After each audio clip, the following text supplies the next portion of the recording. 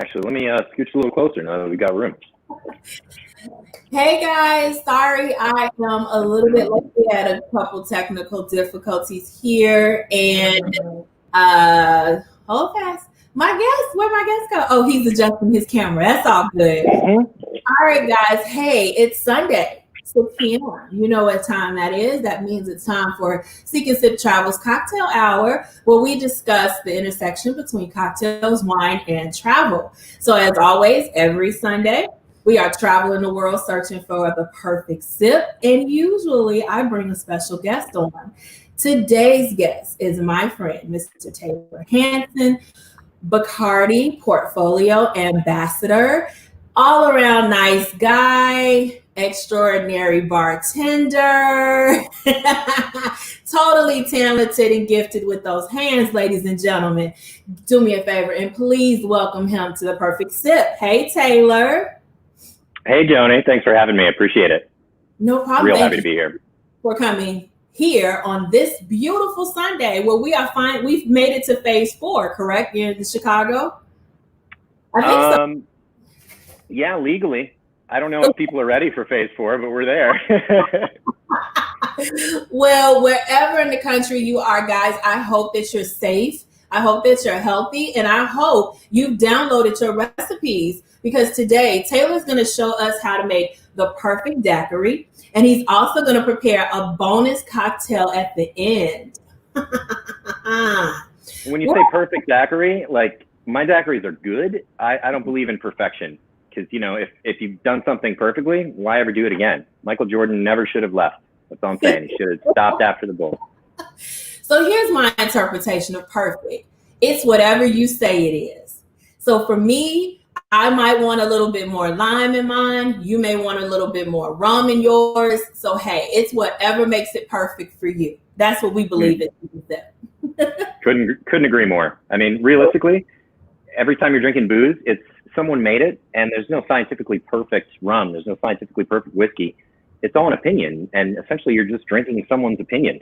And I think the only wrong way to drink booze is with any part of your body besides your mouth.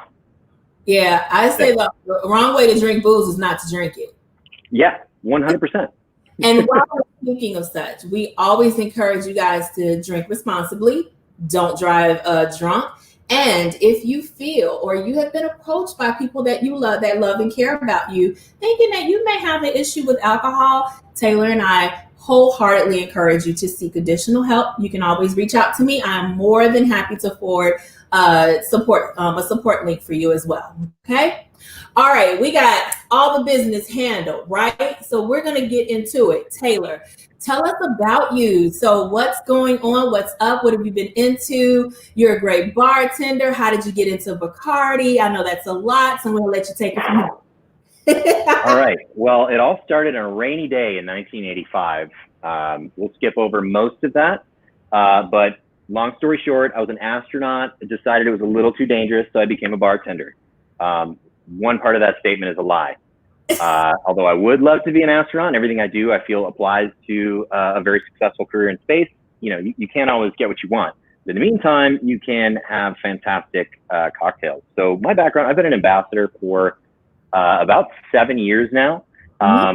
And prior to that, I've studied education, I've studied biochemistry, I've studied advertising. So I've got a very weird background, all the while bartending to pay for all the immense amount of school that I, for some reason, paid for.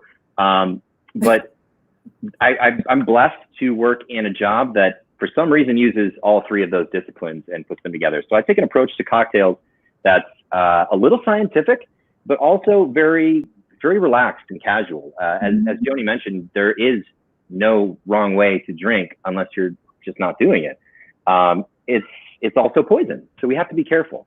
And I, rather than look at that as a negative, I look at it as a positive. I can't have unlimited drinks in a night, so why waste it on something you don't like? There's so much out there, and if you don't know what your drink is, what your spirit is, that's what bartenders are for. They're there to guide you through this world safely and responsibly. And that's kind of my background. Right now, I deal in trade advocacy, so I deal in bartenders. We do a lot of bartending competitions, Most Imaginative Bartender by Bombay. Bacardi Legacy. These are two of the largest competitions in the world. So we are lucky enough to see and mentor so many creative people that are coming through the industry. And I've never had a cocktail that I either didn't like or didn't learn something from. Interesting.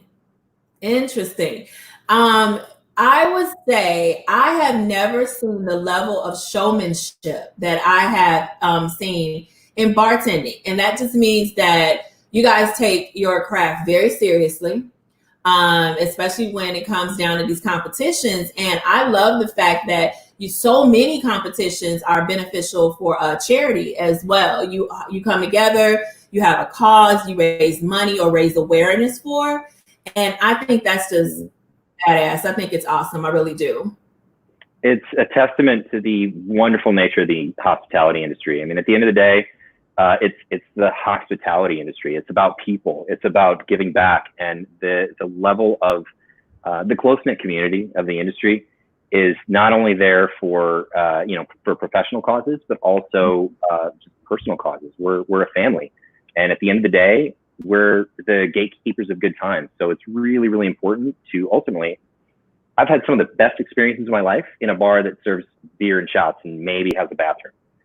It's because of the people. It's because you're in their house and they're making you feel welcome and making you feel at home. Anyone can have a good time if they're with good people. That's what I believe.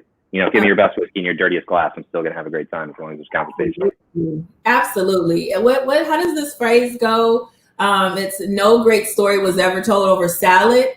No great story I've never heard that.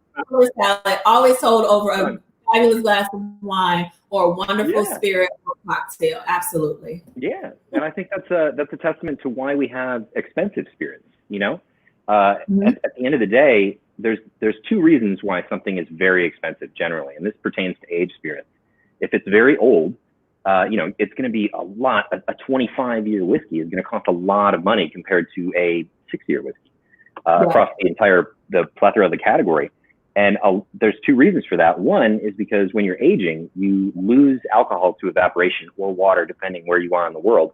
So you're losing product, and you're losing anywhere from like 5 to 7% a year, and that's called the angel share. So after 25 years, you're opening up a barrel, and there's only 10% of it left. There's nothing you can do about that. It's natural, and it's vital to the flavor profile of whatever spirit you're having. But there's not much of it left, so you've got to charge more. And the second reason is, expensive booze isn't worth it, to be honest with you. If you're just looking to have a drink, you can make an amazing cocktail with a $10 bottle of whiskey or a $10 bottle of rum. But when you're drinking something really, really expensive or really old, then you're gonna remember it. You're gonna remember the stories that you had. Having a glass of 25-year-old aged spirit is a talking point there in and of itself. So it's an immediate memory that you're creating, and a lot of time that's what you're paying for. And it's also 25 years of someone's life, which a lot of people don't understand or don't think about. I like to think about booze in a very kind of abstract and often heady way. But a spirit that's 10 years old took someone 10 years to make. I can't really remember what I was doing 10 years ago, and I've changed completely as a person. So 10 years ago, imagine doing something and then thinking, oh, it's going to be ready in 10 years, or I'm never going to taste this because I'll be gone, but my son will taste it or my daughter will taste it. I think that's so fascinating and so altruistic of making something that isn't for you. Not to mention difficult, because anytime someone's tasting your spirit and you're a distiller and they're pointing out, ooh, this is great, but it's a little too sweet. In the distiller's mind, they're like, yeah, I know. That was 10 years ago. I've learned a lot. So it's a constant critique on something you did a decade ago. That's kind of crazy. Yeah. I think one of the shows that I have coming up, we're going to talk about commemorative bottles. So basically, if there's a special whiskey or bourbon or vodka or rum or whatever, particularly in wine or champagne that you find and you absolutely love, and the winemaker or the distiller has said, hey, this is a great vintage, you should really kind of lay it down. Just talking about how we buy bottles for special occasions. So you got married, a baby was born in the family. It's always a great idea to buy a bottle or buy your whatever it is that you like, lay it down, sign it maybe. Maybe if you're trying to collect it, don't sign it because it's going to decrease the value of that bottle. But definitely crack it open in when your child graduates from 8th grade, or when they graduate from college or high school, or your 10-year anniversary with your sweetheart. Crack it open and see what it does. So that's one of the shows I have coming up. So it's just interesting you mentioned that. I would love to chat about that. I collected whiskey for a very long time. Whiskey has been kind of my specialty over the years until I had the opportunity to branch out with Bacardi's portfolio. And I've always believed, I've got a lot of really old bottles of whiskey, and a lot of them aren't very good. You know, if you're getting whiskey from the early 30s, they weren't very good at making whiskey back then. You know, the technology has changed, the knowledge has changed due to demand and experience and innovation. But at the end of the day, whoever made that whiskey did not make it to go in a basement.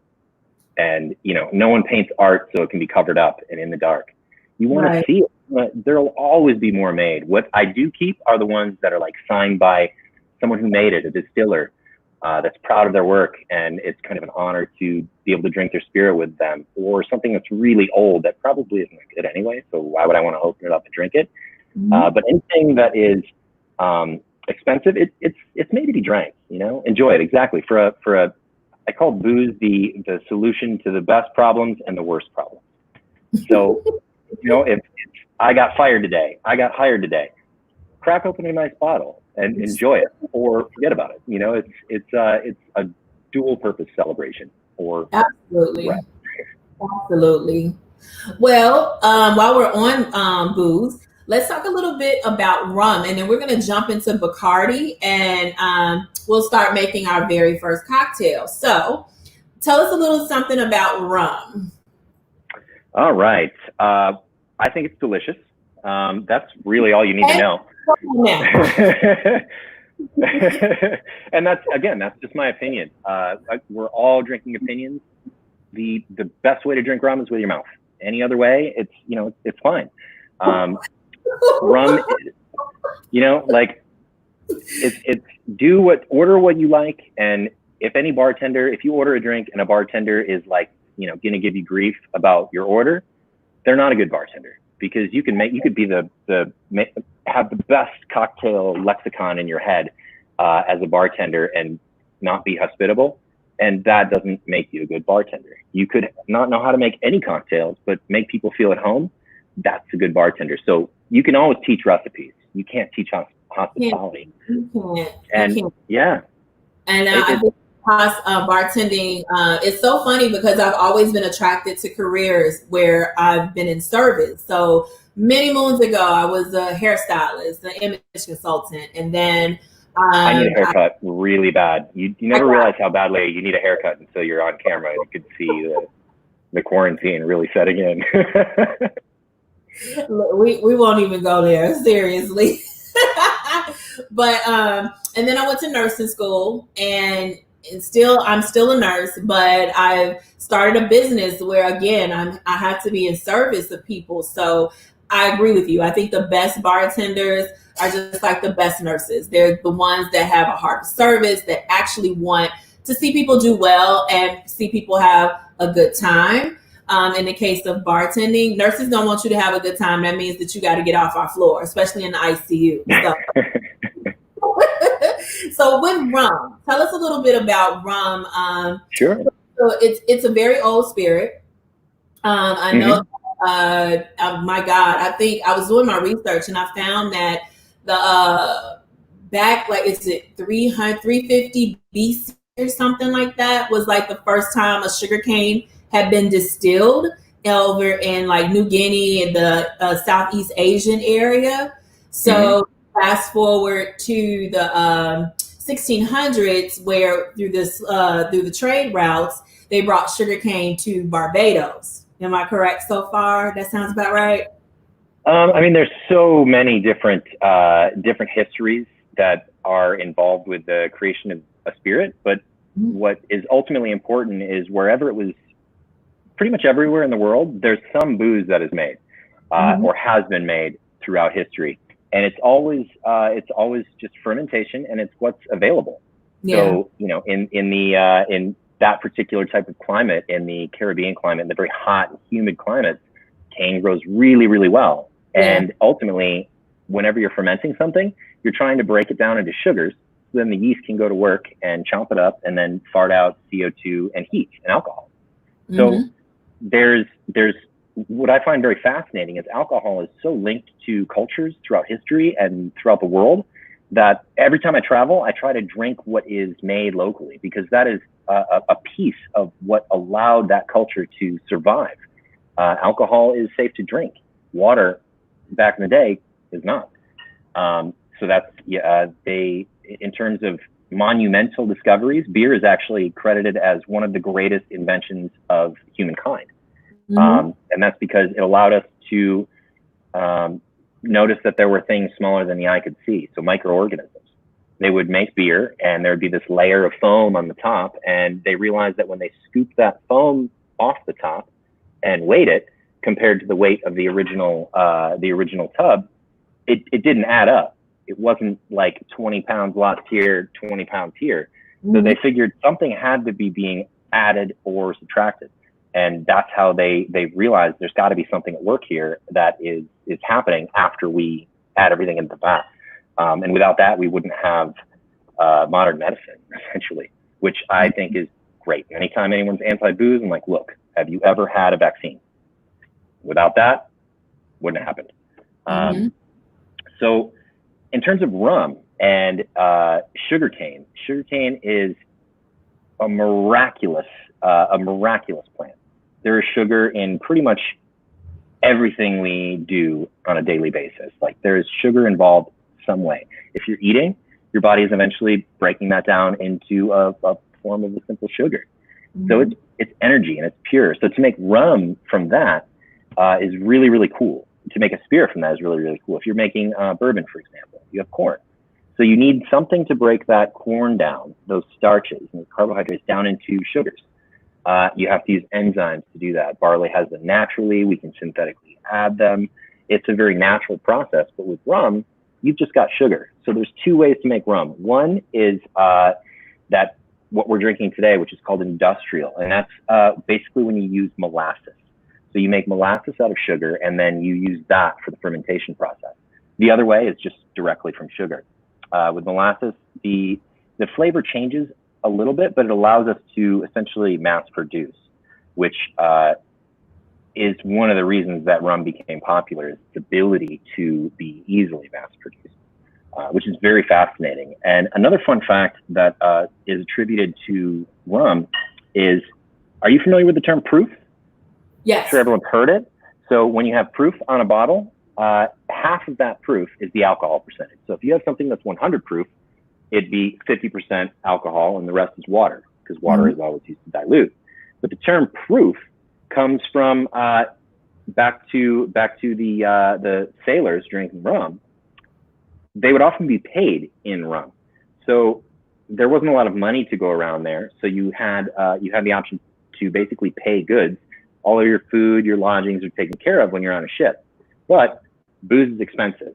So that's what they had to not only drink as some sort of clean source of liquid, but that was also their payment. So when they were paid in this booze, they had to make sure that it was high enough proof or high enough in alcohol to be a fair form of payment. So they weren't getting, screwed over on a shady deal. So what they would do is they would take gunpowder and they would pour the rum over that, and they would light it. And if it lit on fire, it was high enough in proof, and that was proof of payment. So that's actually where the term proof comes from, is the payment of rum to sailors in various navies. So speaking of fun facts with rum, I'm going to offer one of my own. So the British military, particularly the Navy, do you ever remember back then, there was no way to really sterilize water. It had to come from a fresh water source. So when they had the sailors go on their trade routes and everything, they would send beer with them. And so the beer would go bad, of course, hot, humid, dank conditions on a ship. So the beer would go bad. So then they started using rum instead because they found that they could send a smaller amount of liquid. So of course it took up less space, but then it still did the job, if you will. So daily they paid the sailors in daily rations, which was a half a pint of rum, and then it was lime juice. So they would squeeze the limes and drink the juice as a nutritional supplement. And we were talking about it earlier. We all know what scurvy is. So it's the deficiency of vitamin C in your body. But they didn't really figure out that the lime was actually helping to prevent the scurvy with sailors until a little bit later. So then the sugar came along because they would add the sugar to the lime juice so that they could get the lime juice. If you drink like pure lime juice, your mouth is going to be on fire. It smells great.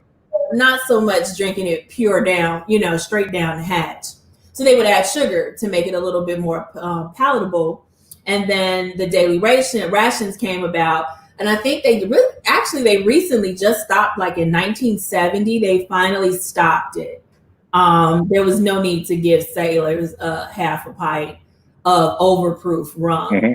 There's no need for that. So that's my I mean, I would disagree. I think there is a need for it, like for mental health when you're stuck out at sea for 4 months. I think you deserve at least a pint. But medically, probably not. I'd say morally, yes, you do deserve it. Okay, cool. So Bacardi. So let's talk about the origins of Bacardi, and then we're going to get into making our cocktail. Okay. So tell us a little bit about Bacardi as well. Sure. So Bacardi, founded in 1862. It is the second largest alcohol company on the planet, or alcohol supplier, I should say. And it is still privately owned and family owned, which is a real testament to what the values of Bacardi are. We have a consistent, one of our founding pillars is family. And La Gran Familia is something a hashtag we use all the time, but it's something that it is truly and intrinsically linked into the brand. We focus on people. Isn't a statistic that drinks alcohol or enjoys a cocktail, brings people together. The Bacardi party, which isn't just like a fun thing to say, which it is also a very fun thing to say, Bacardi party, but that's part of what Bacardi is. Bacardi would basically, the Facundo family would throw very, very, very large parties just to bring people together. We have several pillars, but we also have sustainability. So we understand that you cannot take more from the earth than you give. And we were the first major company to ban straws. It's been pretty tough in the pandemic to say no straws, because we want to also keep people safe. So, that's probably the only time we've balked on that pillar. But everything we do has to have sustainability in mind. All of our distilleries are at least 50% powered by biomass converters.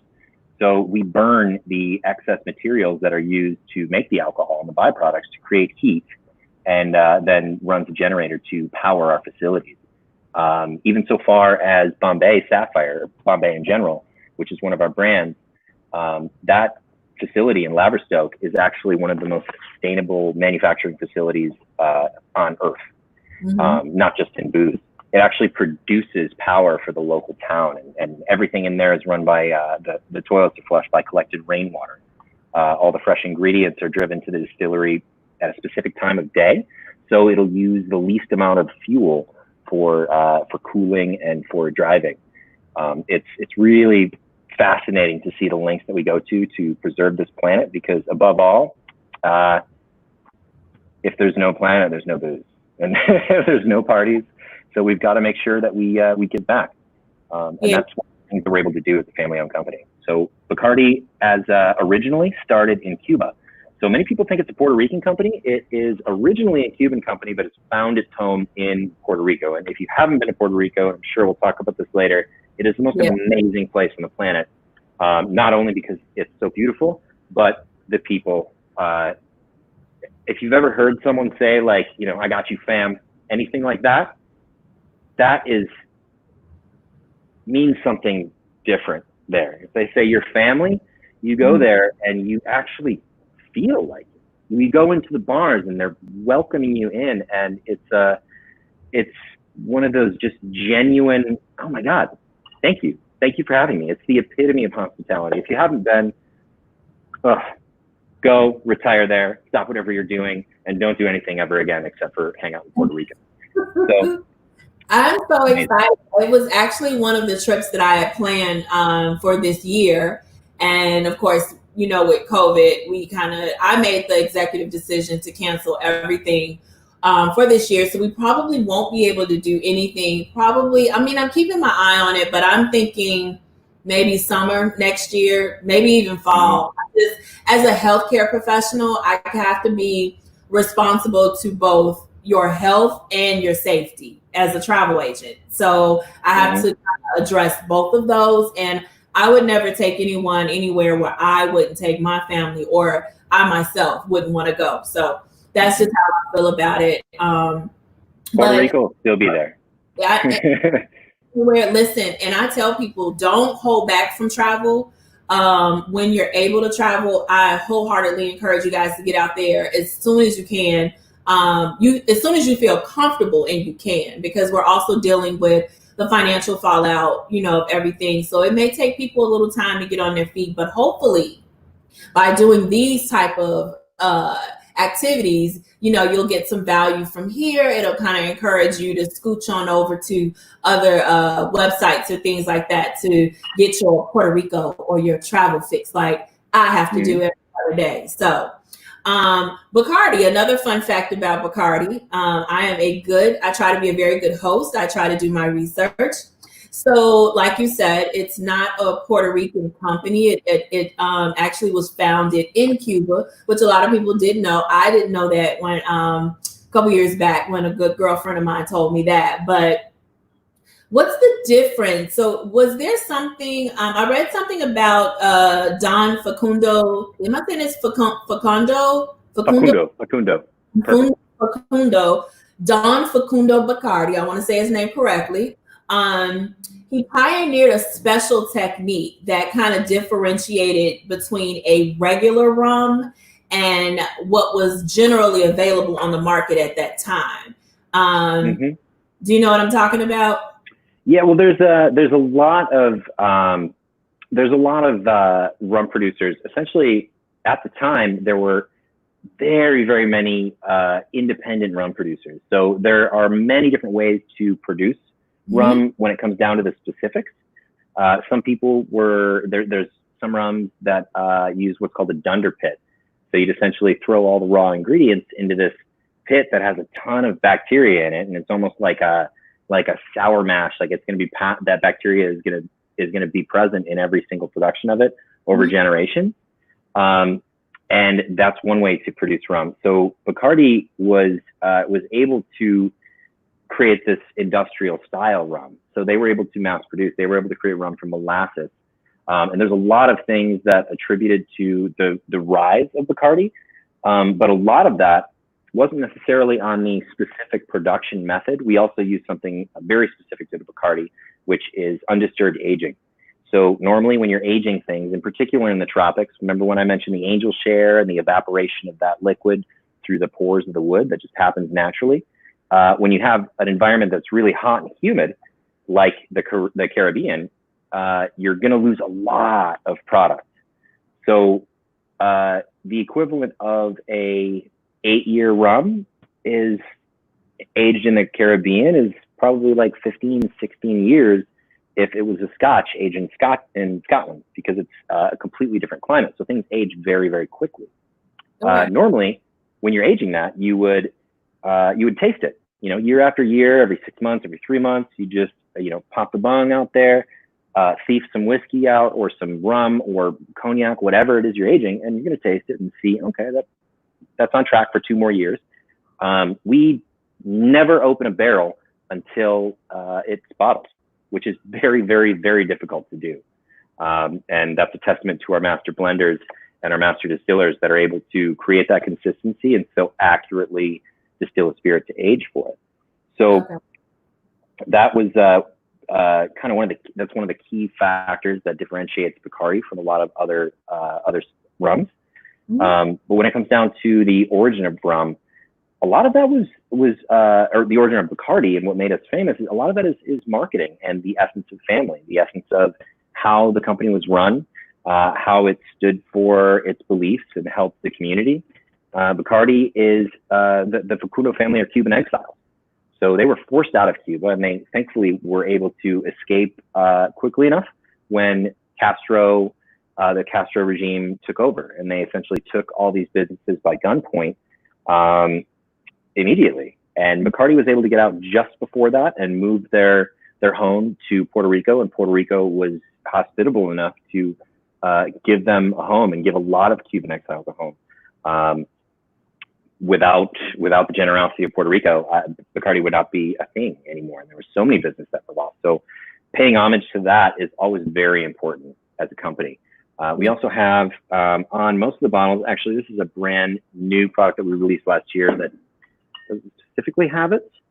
But if you look on Bacardi Superior's bottle, the Carta Blanca, there is a coconut tree. And that tree actually has a name, and it's El Coco. And that was out front of the distillery in Cuba. And it was taken care of by everyone that worked there. You know, they'd walk to the ocean and grab salt water because it needs seawater, needs that saline in it to grow, and they would water it. And there was the kind of, you know, the myth, the folklore was, as long as El Coco was alive, Bacardi will thrive. When the old Bacardi distillery was taken over, after Bacardi had left, that tree died within a week, which was probably due to not being watered correctly or not having seawater brought to it. But it was also kind of an indicator that when Bacardi is not there, it's not going to thrive. So our new home in Puerto Rico is everything.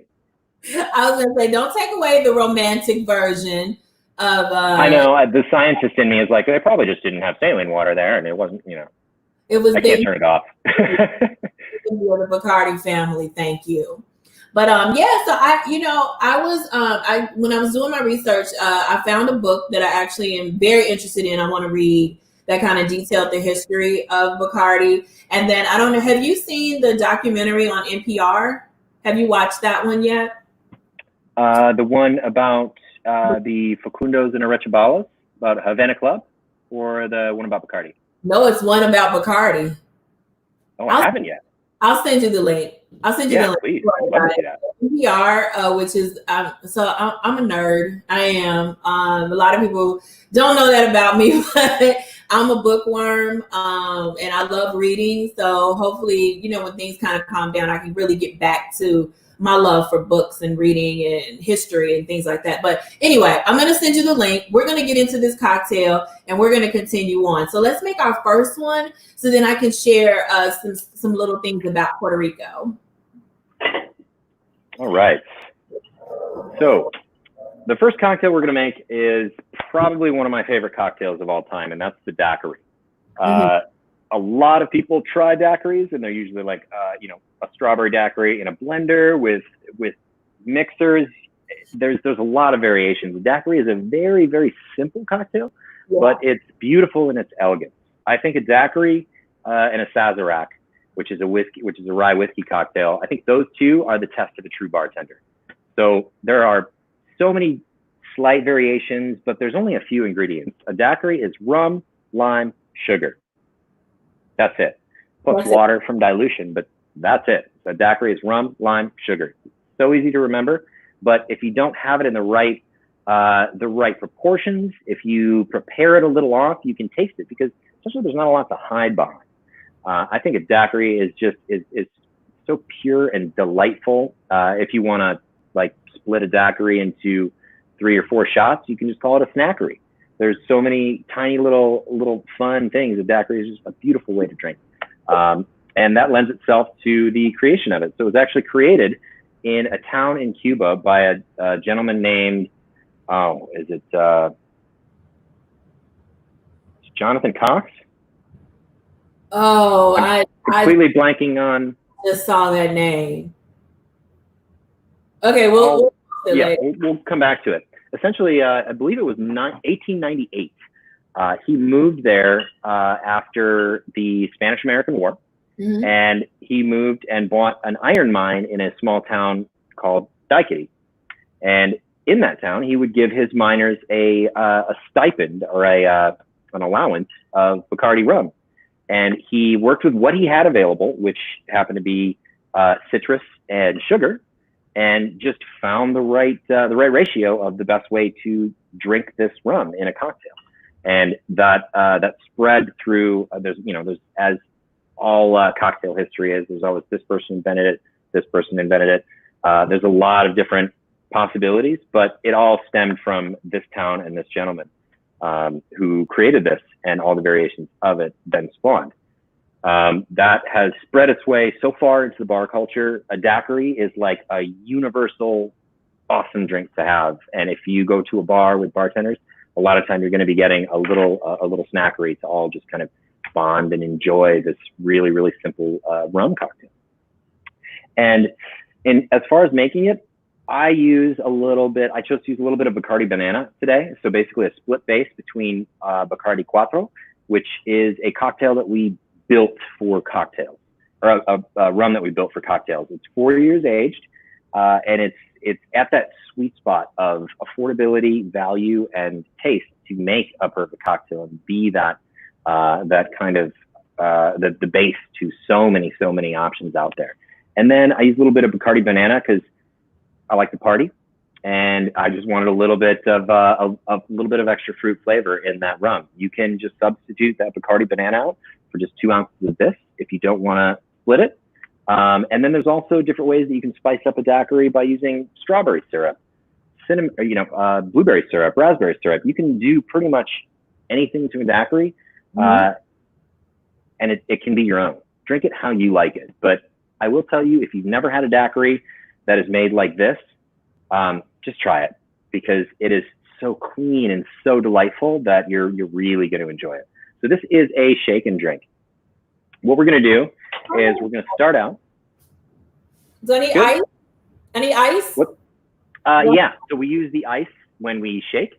Okay. And the reason, technically, without water, it isn't a cocktail. So a cocktail is spirit and water. So a vodka soda, definitely a cocktail. If you add a couple cubes to a spirit, you could technically call it a cocktail. Generally, you want some sugar in there to really make it a true cocktail, because citrus also has sugar in it. But you can't really do a lot without water. And so many people forget about the water as if it's just a byproduct of the production of a cocktail, but it's actually a very, very important ingredient.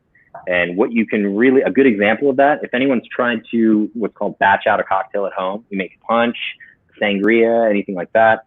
You're taking the recipe and you're multiplying it by 50 and dumping everything in and serving it, and it tastes just like really sweet or really boozy. That's because there's no dilution, there's no water, and you need the water to really complete that picture and that tapestry of the cocktail. You're going to get that water when making a cocktail from either stirring or shaking, or adding ice to the finished cocktail. A lot of people think when you're shaking something, it's to mix up the ingredients, or when you're stirring something, it's to mix up the ingredients. That's actually kind of a myth. Yeah, you are going to mix them, but they're liquids. They're going to mix. Diffusion is going to happen. If you add cream to your coffee, eventually it's going to mix together. You just stir it to accelerate that process. Mm-hmm. So when you're shaking or stirring, what you're actually doing is diluting or chilling. If you're pouring it over ice, it doesn't really matter, but what you really want is dilution. And that's where technique comes in. So if you're shaking something, there's techniques to figure out when something is done shaking. If you're stirring, bartenders are trying to get a very, very specific amount of water to be added to that cocktail. If you're shaking a cocktail, depending on what kind of ice you're using, if you're using crushed ice, it's going to melt a lot faster. If you're using big block ice, it's going to melt slower. Mm-hmm. But you're probably looking for about 1.25 ounces to 1.5 ounces of water being added to that, which is why I always like to tell people, if you want to go out and order your tequila shots chilled, you're really just throwing away money, because a bartender is shaking them and they're not trying to, steal money from anyone. But when you ask for that, half your shot is water. Yeah. So that's why it's a lot easier to drink, because it's just less booze. So you are getting a ton of dilution. So what we're going to do is we're going to start out by adding our rum. I like to use 2 ounces of rum in a daiquiri. I think that's just the perfect amount. You can go a little lower with 1.5 ounces if you're using a higher proof rum. You could also sit there. You could also add more, but you're going to have to do a little more to balance it out. So 2 ounces is that really, really perfect medium.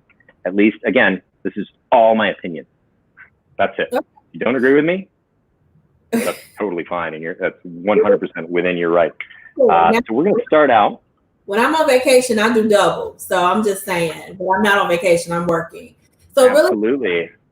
So here's my jigger, right? Because we have a lot of home bartenders that, like I like to call them kitchen counter bartenders.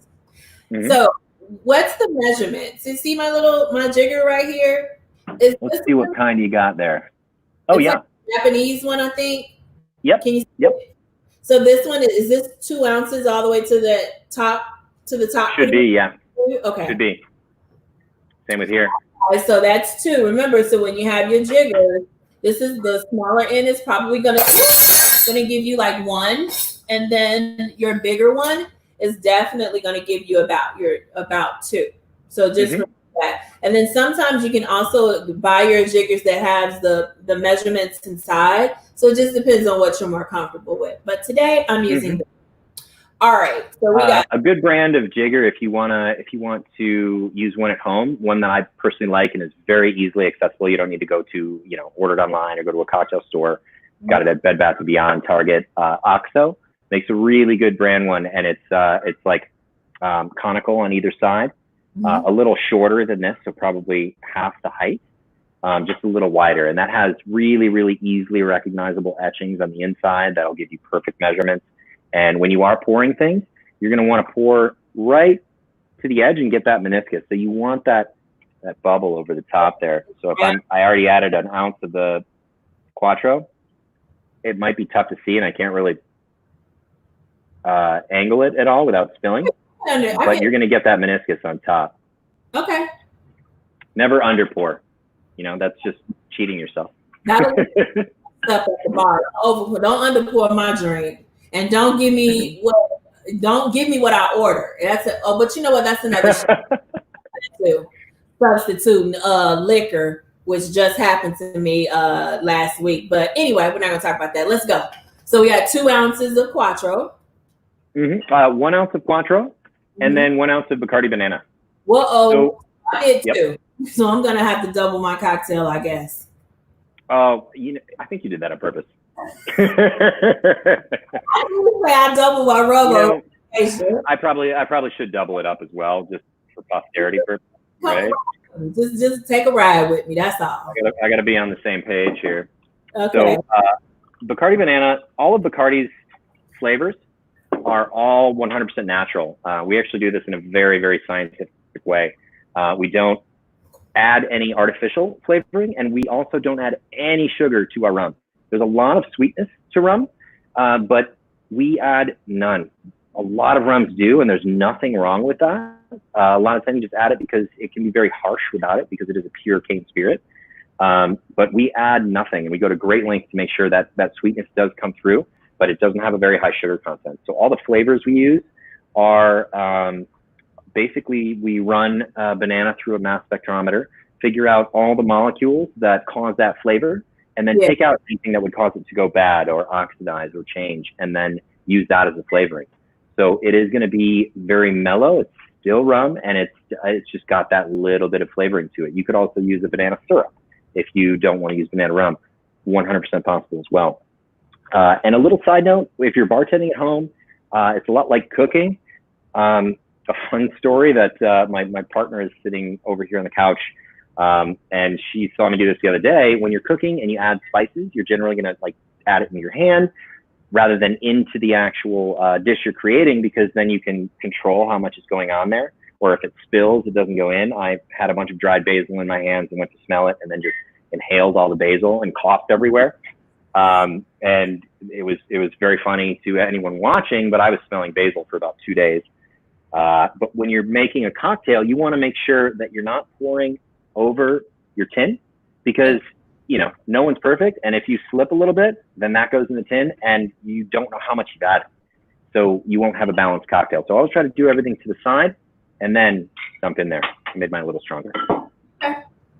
So the next step that we're going to do is we're going to, what are the 3 ingredients in a daiquiri? We have rum. But the lime, we need lime. Lime. Absolutely.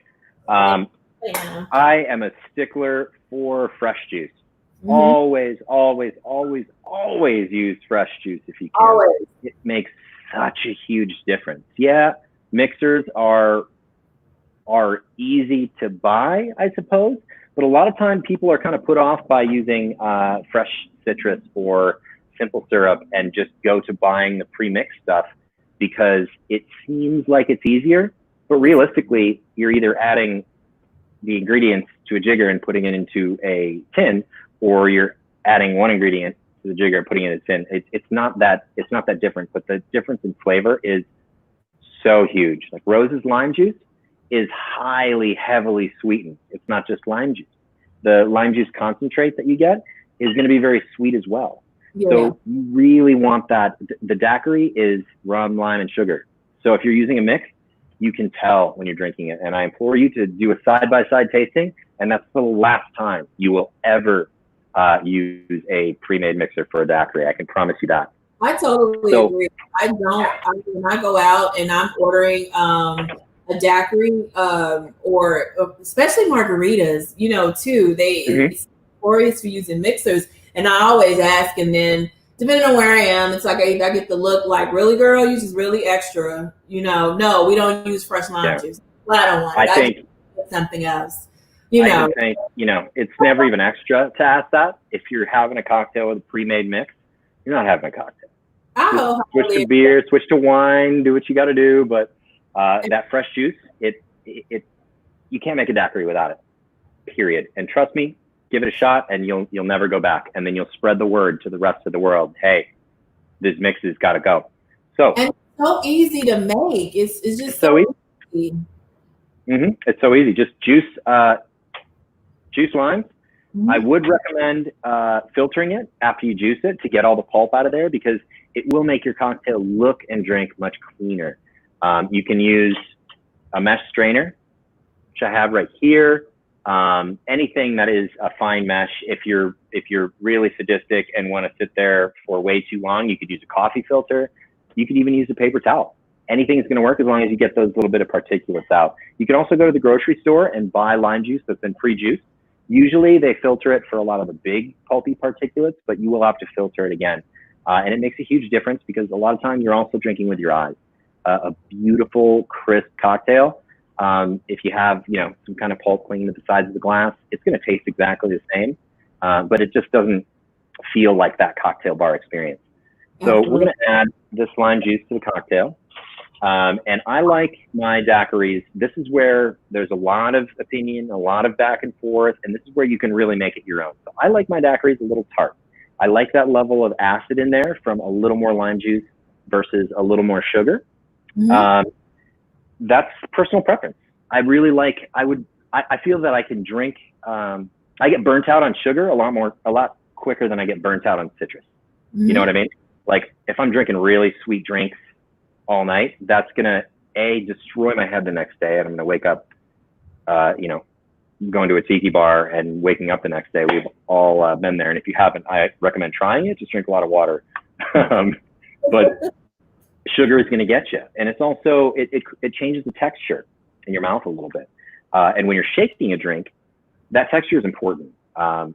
Shaking also aerates a little bit. So it adds a little air to it.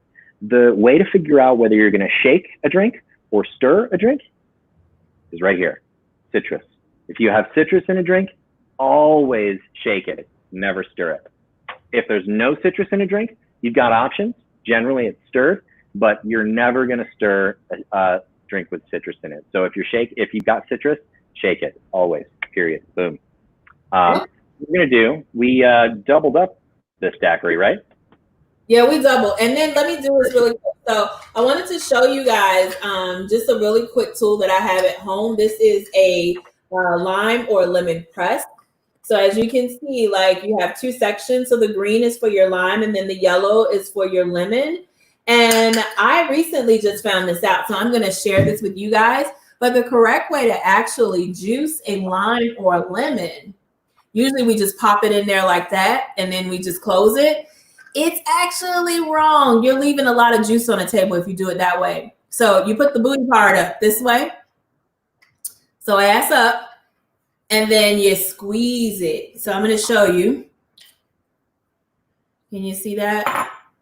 Yeah. And then your booty part is up, put it in your lime, and then you squeeze it.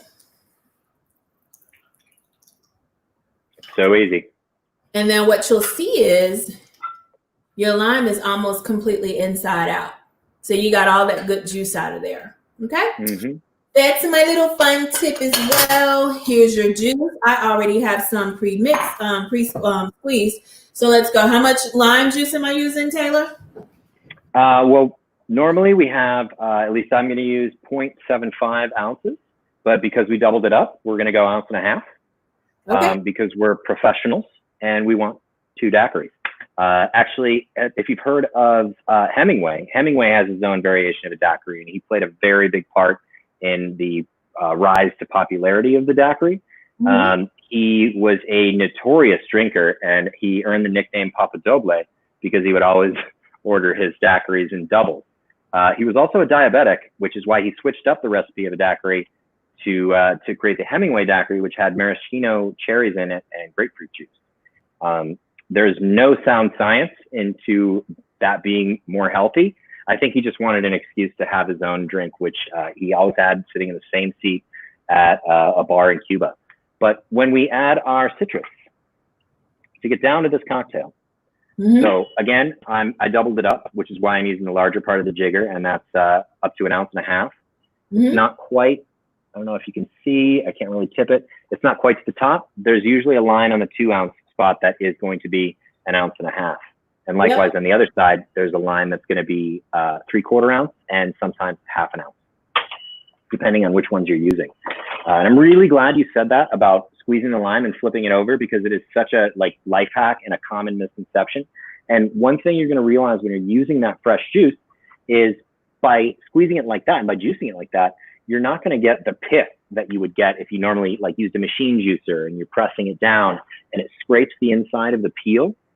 So mm-hmm. I've got a lemon here that I can use as an example. So the outside of any citrus fruit has a lot of oil in it, and it's lemon oil, lime oil, grapefruit oil, and we'll talk about that when we get to the bonus cocktail. But on the inside, there is that kind of soft white layer that's called the pith. So that's actually very, very bitter, and that's not going to add sweetness to it. That's going to add that tart.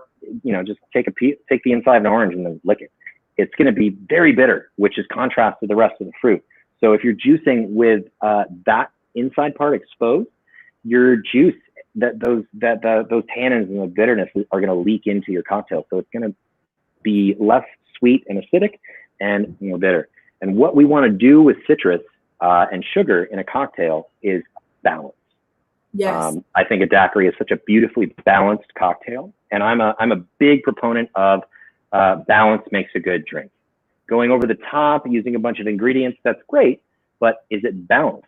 Is it? And there's no definition of balance. You just know. You sip it and you're like, oh, I can taste the base spirit. I can taste the attitude. I see how they all come together. It's not too sweet. It's not too bitter. It's not too acidic. So when we're talking balance in a daiquiri, and it's essentially built off of kind of a group of cocktails. There's 5 essential cocktails I like to impress upon people, and one of those is a sour. And a sour, without the egg white, as the traditional recipe goes, is just spirit, citrus, and sugar. And it's usually 2 ounce, 3/4, 3/4. And those are going to be balanced. So you're going to use acid to balance sweetness in a cocktail. If a cocktail is too sweet, a lot of time you can add acid. If it's too acidic, you can add sugar. If you don't want to add sugar, you can always, or if you don't want to add acid, you can always add bitters, which is going to balance out that sweetness as well. But for this daiquiri, because I said I liked it a little bit more tart, I went with 3/4 ounce of lime juice and 1/2 ounce of simple syrup. Also, Bacardi banana is a little bit on the sweeter side, so I didn't need that little bit of sugar. So we've got our citrus in this cocktail. Now we're going to add simple syrup. Simple syrup is really, really, really simple.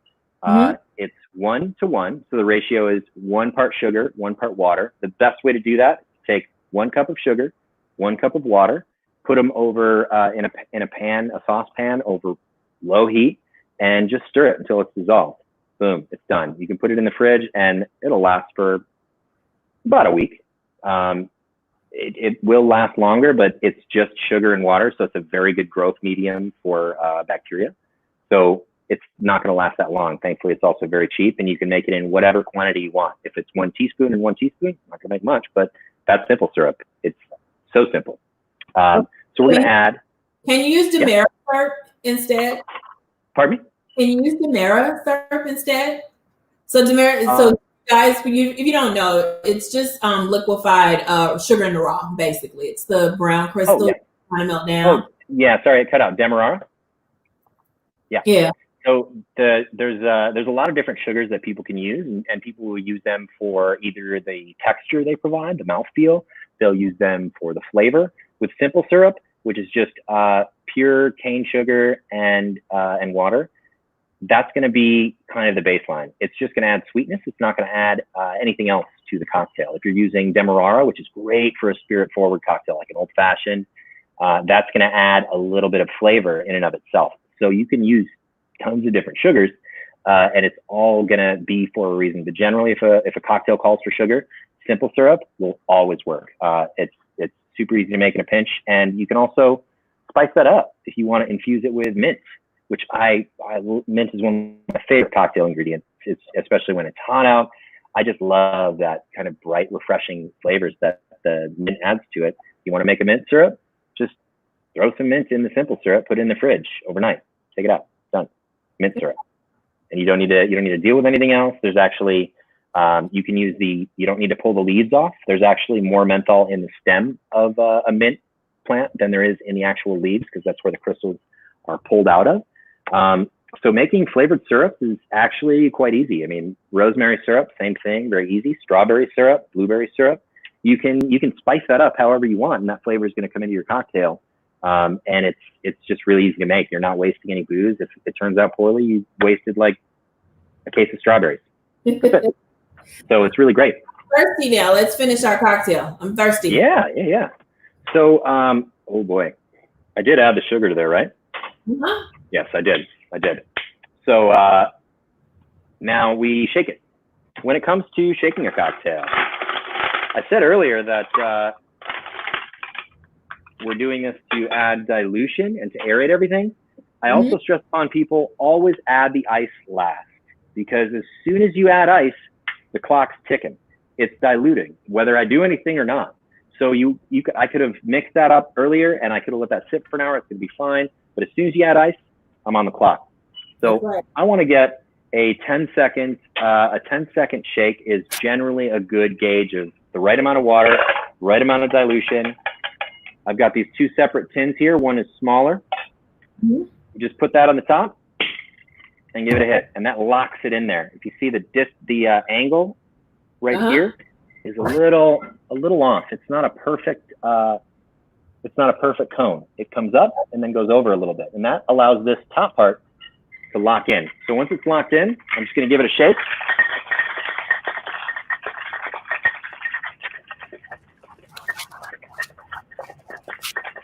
I'm going to shake it for about 10 seconds, depending on your shake. I have a weird, funky shake that goes all over the place. All that does is I'm turning the liquid over in a circle inside of here. And also, I've been bartending for a very long time, so it helps with tennis elbow that you get from shaking like that. So going like that takes the stress off my elbows. And also try not to shake by your ear, because you'll go deaf. Simple things. So a good indicator of when a cocktail is done after you've shaken it, if you can draw a smiley face with your finger and it's frosted. I don't know if you can see that at all. Yeah. That's when it's done. So shake it till the tin is frosted and you're good. Now with the metal on metal here, a lot of people have trouble getting the top part out of it.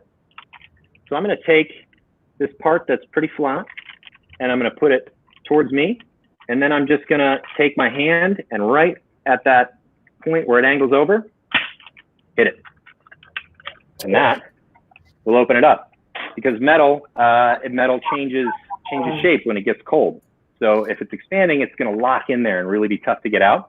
So much so that there's been plenty of drinks that I've sit there like basically beating the crap out of my tins. It's not working, and then I set it down, it falls over, and I just got to make the drink again.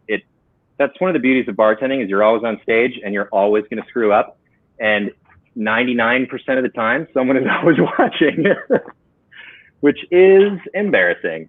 So now that I've shaken it, I've got my cocktail, I've got my glass here. This is a coupe, which is just a very beautiful, elegant glass to drink things up in.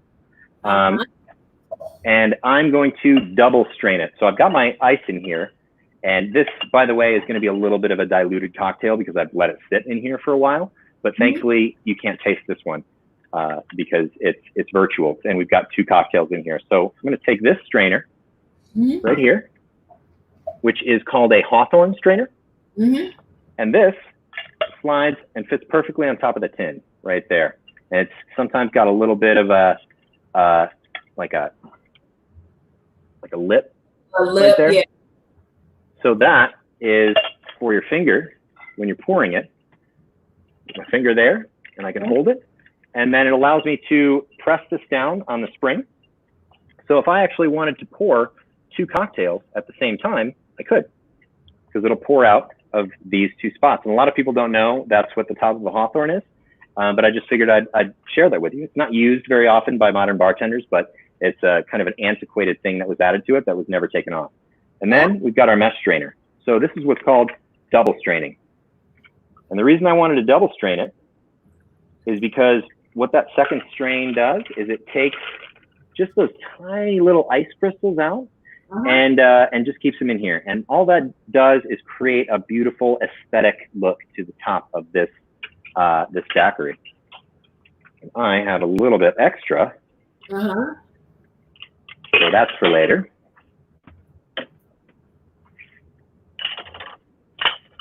And then for the garnish, I'm a big proponent of unless a garnish adds something to the flavor of a cocktail or to the nose, it's just garbage on your drink.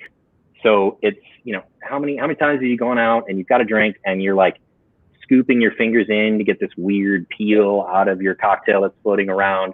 I look at that like if you've ever eaten cioppino or any seafood bisque or soup where there's shellfish in there with the shells on. I don't know why, but that's like one of my pet peeves. It frustrates the heck out of me because I just want to inhale this delicious food, but now I've got to open this clam or this mussel and then pick the shell off the shrimp. I think once it's in the glass, you should be able to consume all of it with reckless abandon and not have to worry about picking anything out of there. So what we're doing here is adding. Yeah. I said, I think it makes it pretty. I don't care. I like it. And you drink with your eyes as well. And that lime on there is also telling you exactly what you're drinking. So it's priming the palate for lime juice. If you see a lime as a garnish, there is no lemon juice as the prime citrus in that cocktail. So the garnish is an indicator to whomever is drinking it what type of citrus or what type of flavor they're about to expect. So you can also use it for contrast, for beauty, but essentially it's also got a technical purpose of telling you what you're drinking. I've got a dehydrated lime wheel right here. It has a little bit of Angostura on it, so it adds a little bit of an herbaceous note. And all I do is I just float it on top. Oh, you got fancy.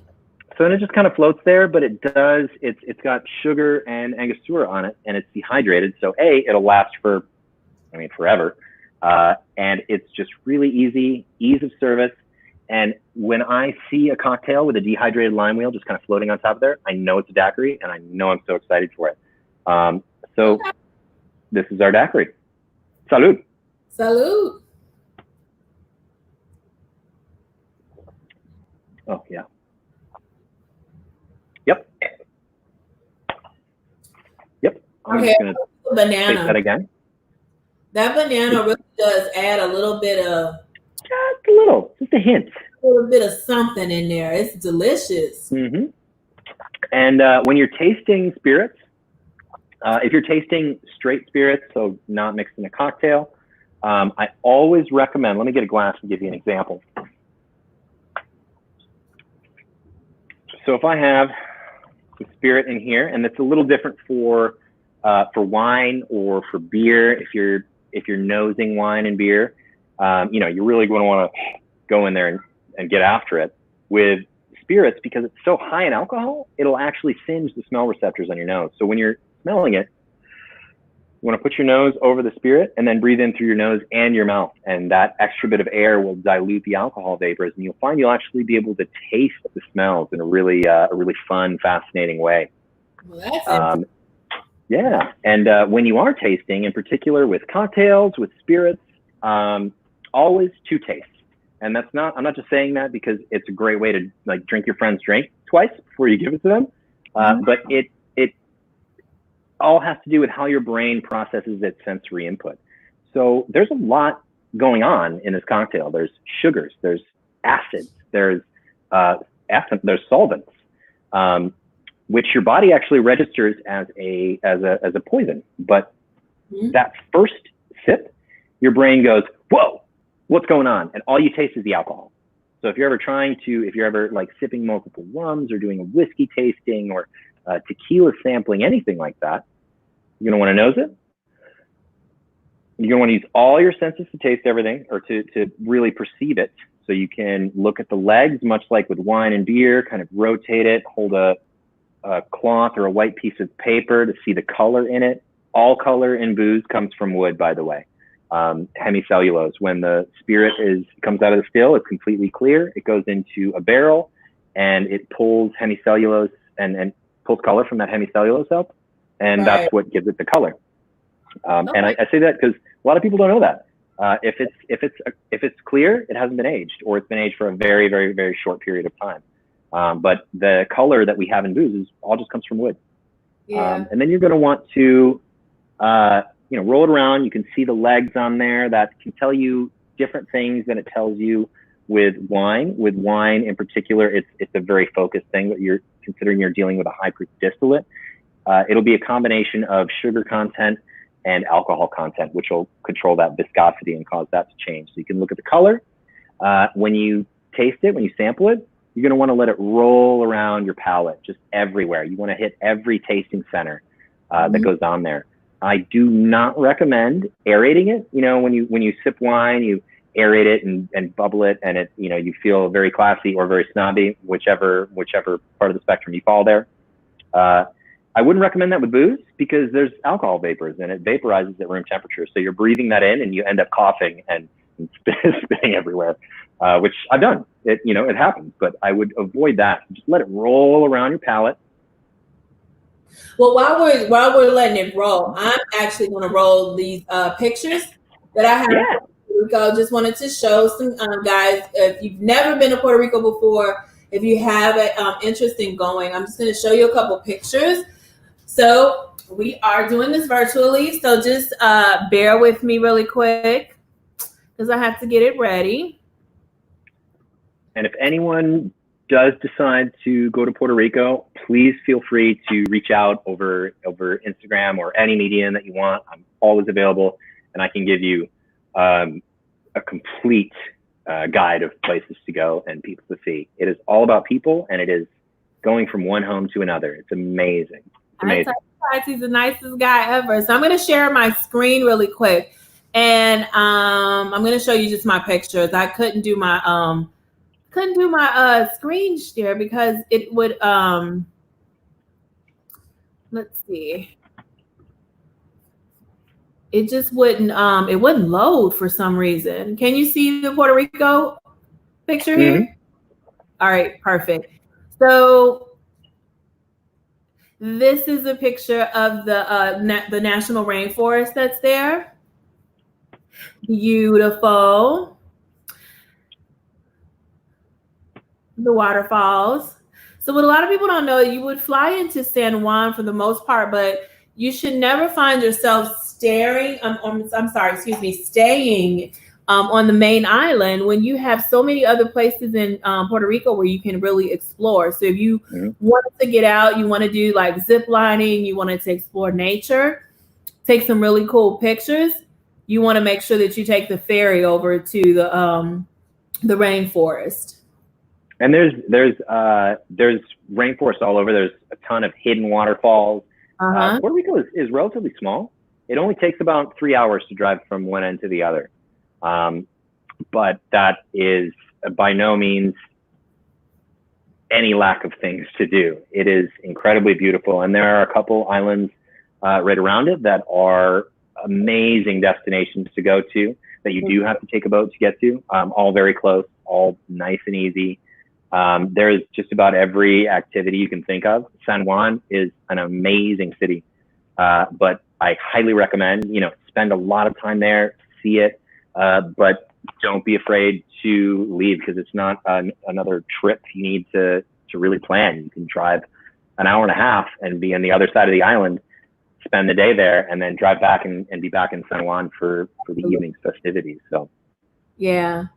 So the other it thing takes me longer than that to get to O'Hare, basically, during rush hour, and that's only 15 miles away. So another thing that I like for people to do is a lot of people don't know these pictures are a little bit fuzzy because I had to pull these. They're a little pixelated, but this is what's called bioluminescence. So basically, the little blue lights that you see, these are actual living creatures. These are planktons. And in the dark, when they're in water, they emit this blue light. So it's kind of like jellyfish. So you can really see it. Puerto Rico has one of the areas of the world that has the most beautiful and also the largest concentration of these. So this is a picture of someone there in the rowboat, and you can just kind of see how the blue that's glowing. That's that phenomenon. It's surreal to see. It's so gorgeous. Surreal. I was just looking forward to going, and now I have to wait, which is fine. It's okay. So this is another picture of the brightly colored houses that are kind of on that cliff. One of the beaches. So another thing with Puerto Rico is the different colored sand. That's the palm tree with the coconut that's fallen down. But you can, depending on which island you are or what side of the island you're on, you can either get white, blue, the brown sand like right here, or you can get the white sand. So it just depends on where you are. So these are the streets of San Juan, very pretty, just very cozy. You can definitely see like the Spanish influence here as well. And then this is just I forgot the name of this, the bell. It's the big fort that's on the side of the cliff, but I forgot the name of it used to be a bell right there. So this is where, they would kind of look out and see the pirates and the different ships that were coming in from the Atlantic Ocean or the Caribbean Sea. They would be able to see it here. And so this is a picture of the hotel that I chose for our Puerto Rico trip. This is just one of them. This is in San Juan. So you can see how beautiful it is, the green lawn. It kind of overlooks the ocean. I'm a sucker for a hotel bar and a good bathroom, Taylor. Like if you have a I am there. First thing I do whenever I go to most bars is go to the bathroom, because I feel like you can tell a lot about a place based on what their bathroom is like. Like if I go in and there's writing on the walls from 30 years ago and there's not an inch that hasn't been Sharpied over and it's dirty, I know I'm probably going to like that place because it's real laid back and values its history. I'm not like it. When I go on vacation, I want to like this bathtub. It's so, you don't always see bathtubs when you travel. A lot of places, they only do showers. So when you have the opportunity to really take a luxurious bath, as you can see, it's big enough pool as well. So I thought that was got a perfect space to set a daiquiri too. A bathtub deck. Right there. You are. Or you can just put all your bottles all along the side. You can, whatever floats your boat. Just make sure you can get out. And I've got everything I need there. Little picture of the baby sea turtle. that's here. Puerto Rico is actually one of the best destinations in the world for sea turtle season as well. So another tip that I like to tell people about is the volunteerism tourism is really a big thing. I'm going to stop the screen and bring you back here. Let's see here. There we go. And if anyone is going to ever plans to go to Puerto Rico when they feel comfortable, when they feel safe doing so, I would recommend saving a lot of money. San Juan is not a very big city. You can Uber pretty much everywhere you want to go. Nothing's that far away from anything else. But I would recommend staying in Old San Juan as opposed to some of the more touristy areas, because you're going to end up, if you stay in a resort, you're going to end up spending a lot of money for a pool that is in that resort, but the pool is right next to the beach. I remember sitting by a pool at one of the resorts that we're staying at for our legacy competition, and I was sitting there, and I look up and I see the beach right over there, 100 feet away, with a very large pool. We'll call it nature's pool, which is the ocean. And that was right there. And I was like, why am I sitting here when I could be sitting out there? Yes. Save money, stay in Old San Juan. Airbnbs are so incredibly affordable. It's a very affordable place to go. Flights are also quite cheap and very easy. But stay in Old San Juan because you can always travel out to other places all across the island during the day. But at night, you're going to want to be in Old San Juan. That's where that's where the parties are. That's where the good daiquiris are. So yeah, I think like the perfect itinerary. I would definitely fly into San Juan, kind of hang out there for a couple days, do a little sightseeing, take your pictures and things like that. Get some food as well, and then maybe take the ferry over to Vieques Island, maybe. Hang out there for a little while. Definitely find something that you can get really intimate. And when I say intimate, I just mean you want to be close to nature. So the hotel or resort. The bat caves are phenomenal. If you can tour a bat cave, try it. I've never been so excited in my life when we were hosting some bartenders for Legacy, and I actually got to stand up in the room and say, "To the bat cave!"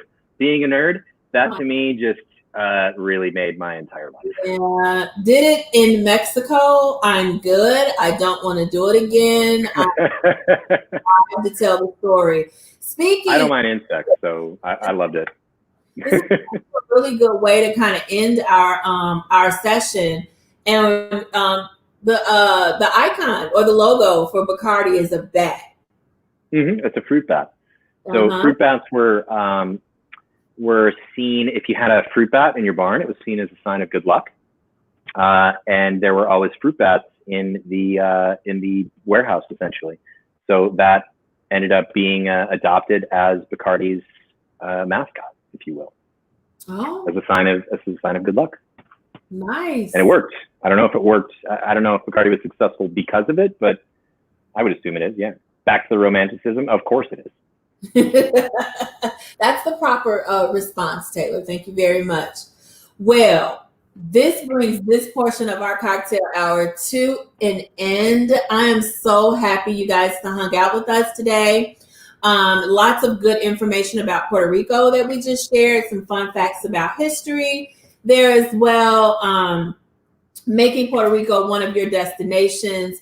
Most definitely. If you guys are not familiar with Seek and Sip Travel, at the end of this broadcast, I will post a link so you can join our email list. So you'll always be first notified about all of our trips that are coming up for next year. And also, we're taking this time to really connect with our clients and you, of course, building our squad of cocktail and wine lovers.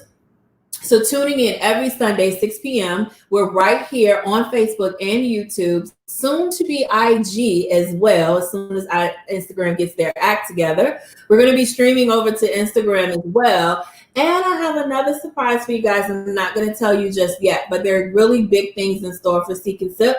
And I just don't want to let the cat out the bag just yet. But I'm encouraging you guys to join us, follow us along, get on our email list. I love to communicate with you guys via email. I'm sending out recipes. In fact, there's a link I'm going to post where you can see Taylor's 2 recipes that he's going to share with us today, as well as the other prior recipes that we've made before. So like I said before, you can go into our library of videos here on Facebook. You also can go into our library of videos on YouTube and see our prior guests as well.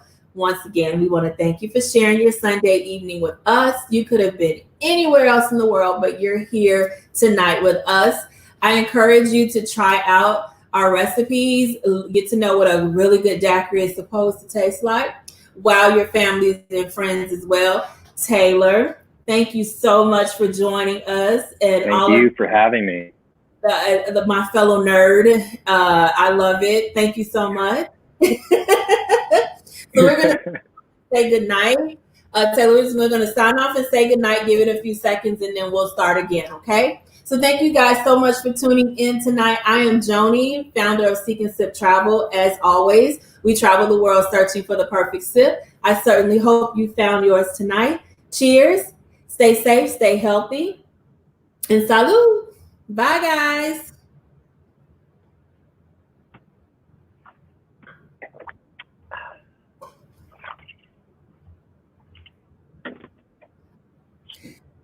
All right, we're going to continue our broadcast. We just have to leave a little bit of gap time there for editing purposes. But we have a bonus cocktail that Taylor's going to share with us today. I am excited about it. I'm going to finish my degree here. Mm-hmm. This one's a little weirder. All right. Now, so tell me what I'm going to need so I can kind of switch up my setup here. Sure. It's a really simple ingredient-wise cocktail. So we're going to need our Martini Reserva Speciale Ambrato Vermouth di Torino. Ambrato for short. This is a style of vermouth. Did you hear me? We're going to need, no, I couldn't. Sorry. Cut out. I said it sounds very Italian and very romantic. Absolutely, everything is there. I actually, we recently went to Milan and toured the Martini facility, and we're hosted by Martini in Milan. Martini is the largest wine company on earth. A lot of people don't know that. They don't associate Martini necessarily with wine, but through all of our vermouths and the sparkling wines, it is by far the largest wine company on earth, and it is so beautifully Italian. I cannot even, it was amazing. I've never eaten so well and drank so well in my entire life as I was privileged enough to do in Milan, as hosted by Martini and people that truly love the category. And vermouth is kind of a rocky road of very new to the consumer world. So not a lot of people know or understand a lot of what vermouth is at its core and as a category. And that's okay, because it is super fascinating, but it's also a little intimidating because a lot of people don't necessarily drink it by itself. And when you're drinking it, you're generally using it in a cocktail that's a little more complex. What I want to do is kind of demystify vermouth and make it a little less intimidating to anyone who's making cocktails in their kitchen, for example. No bar is complete without vermouth. First, I will say that. Second, always refrigerate your vermouth. Keep your vermouth in the refrigerator. Mm-hmm. That is something that is so huge. And one of the biggest downfalls of the category of vermouth is people not having tried vermouth fresh. So a lot of the blame, I will say this, needs to be put on Martini, because Martini and Rossi, when vermouth came over to the United States, Martini and Rossi was front and center. They were there bringing this categorical spirit to a new culture in a new country. But they didn't tell anyone you needed to put it in the fridge. I equate that to, let's say I had never seen milk before in my entire life, and someone gave me a liter of milk and said, try this. I sip it. Oh, that's pretty good. And I just leave it out. They don't tell me I need to refrigerate it, because why would you? Like, that doesn't, it's like, I've been drinking milk forever. Of course you refrigerate it. But I didn't know that. The Italians have been drinking vermouth quite literally since the Roman times. Mm-hmm. So for an insurmountable amount of time, this has been part of their culture. And why would you need to tell someone you need to refrigerate? Of course you need to refrigerate it. So most people's view on vermouth is from a bottle of Martini Rosso or a Martini Dry or Extra Dry that's been sitting in a well, and that is like crusty on the top, or been sitting next to an oven, and it's been sitting there for months and months because it's not being refrigerated. No one knew it needed to be refrigerated. It goes bad. It's wine. It's fortified wine. Okay. So when you're making, yeah, that's all it is. It's vermouth is, you start out with wine. In fact, Martini buys 57 or 58 million gallons of wine a year, which is staggering to think about. But we have many, many purveyors that we work with because, again, we don't want to give all our business to one purveyor, or, you know, sometimes certain crops aren't as good as they normally are in a year. You know, you have to account for the inconsistency of Mother Nature. But we buy from many different purveyors. We buy about 53 million gallons of wine a year, and that's just for vermouth. That is not including any of the sparkling, rosé, the Prosecco, you name it. So when it comes to fortified wines, what vermouth is, and there are many subcategories of vermouth. Let me see if, here's another one of our Reserva Special vermouths, but these two were released recently for cocktails. What's that? I love that one. That's the one I like to make the red Rubino? Mm-hmm. Yeah, Rubino's fire. It's so good. So these were actually released last year, or close to maybe a year and a half now. The past few months have really confused time for me, and I don't really, I'm pretty sure it's Monday or Sunday. It is Sunday. So vermouth is fortified wine, and what fortified means is you add neutral grain spirit to it to increase its proof.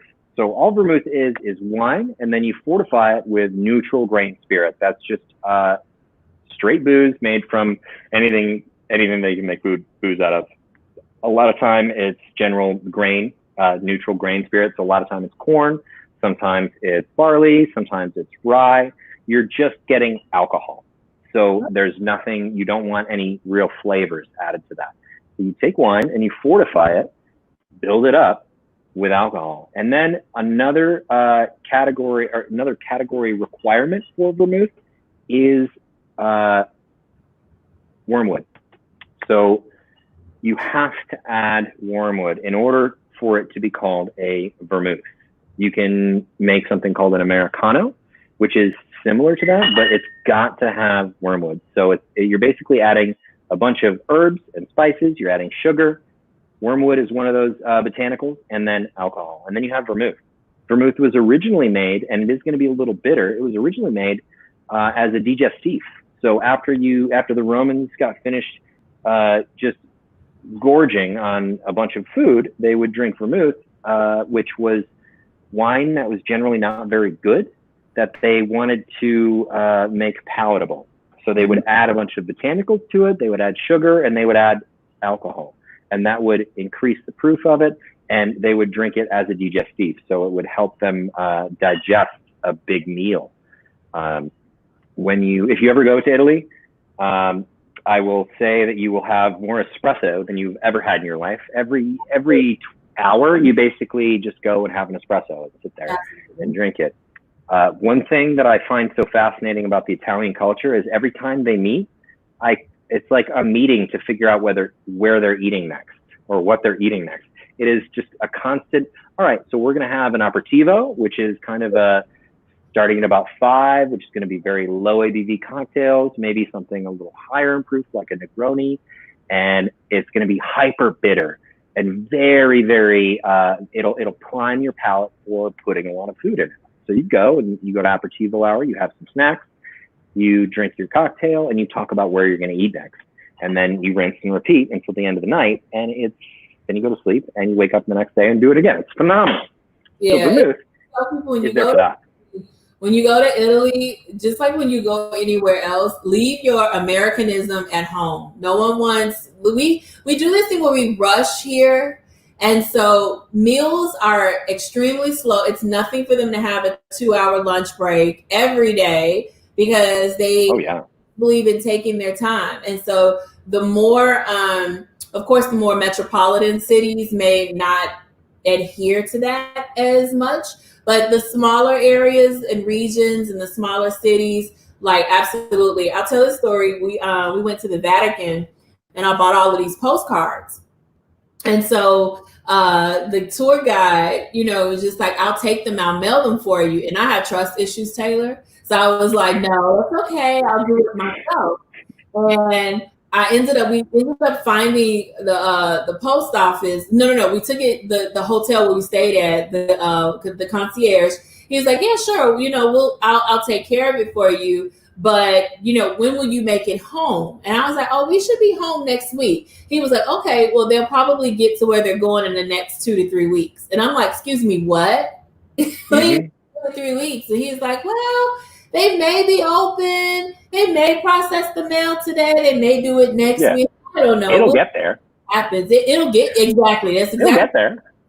It'll get there. And sure as you're born, I was back at work like the next week and a half. And it still was because I sent a postcard to my unit where I used to work. And like a couple days later, after I gotten back and started working again, my postcard arrived. It was the funniest. So I tell people that. Yes, you just gotta relax. Take it easy, It's super slow. It's super easy. It's super relaxed. They don't rush and just absorb, just melt yourself into the culture and take it easy right along with them. So yeah. Where do you have to go? Nowhere. Where you gotta go? You're eating, you're drinking. Where else are you trying to go somewhere else to eat and drink? Just relax. That's what it's all about. Dinner late anyway. Dinner doesn't start there at 9 p.m. anyway. So when they hang out in the square, like in Rome, they're in the little Spanish square for all time of night. So it's just chill. You don't have anywhere to go. Just chill out. We have. I actually spent about 10 years of my life growing up in Europe overseas, and it was kind of ingrained in me in that culture, in the various cultures growing up, is we have, as Americans in our culture, we have an agenda, we have a place to be, we always have something to do. And we're always looking at the next thing to do as opposed to enjoying what we're doing right now. That is part of what makes European cultures, in particular Italy, so unique, is that whatever you're doing right now is probably what you want to be doing. And if you're not doing it, maybe Italy isn't for you. I mean, sitting around, drinking espresso, talking, just talk. Just have conversations, like drink the wine. It's all delicious and it's all cheap. And it's just, the food is amazing. I'm a sucker for pasta. I'm a sucker for Italian food. It is my favorite category of cuisine. Oh. I will say this though, if you are someone who has a very heavily spiced palate, or if you're someone who has a rather sweet palate, you're going to have some trouble when you start traveling because no one uses salt and sugar like America. Never, ever ask for salt in Italy anywhere. And I will say this is not something that Americans know. And I knew it growing up. My mom is a chef and she loves Italian food. And I grew up in the kitchen, not helping my mom so much, but being told to get out of the way most of the time. But it's a very weird thing that we in America do all the time. If you have seafood in a dish, do not put Parmesan on it. And not necessarily all seafood, but in particular shellfish. If you have shrimp and you put Parmesan on it, you will be, very much laughed at. Like, of course, like I know there's some Americans at table 32 because they just got some shrimp and asked for Parmesan on it. But it's just not something, it is such a what it does is it tells people, oh, you don't actually have any understanding to appreciate the shrimp in this dish because you're trying to complement it. We always want to, in our culture, spice things up. We always want to make it our own. Like everything I said about cocktails, like make it your own. Yeah. That goes out the window when you're traveling. And to your point, you can't, I know my friend and I, we went, and she likes her steaks. We were in Florence.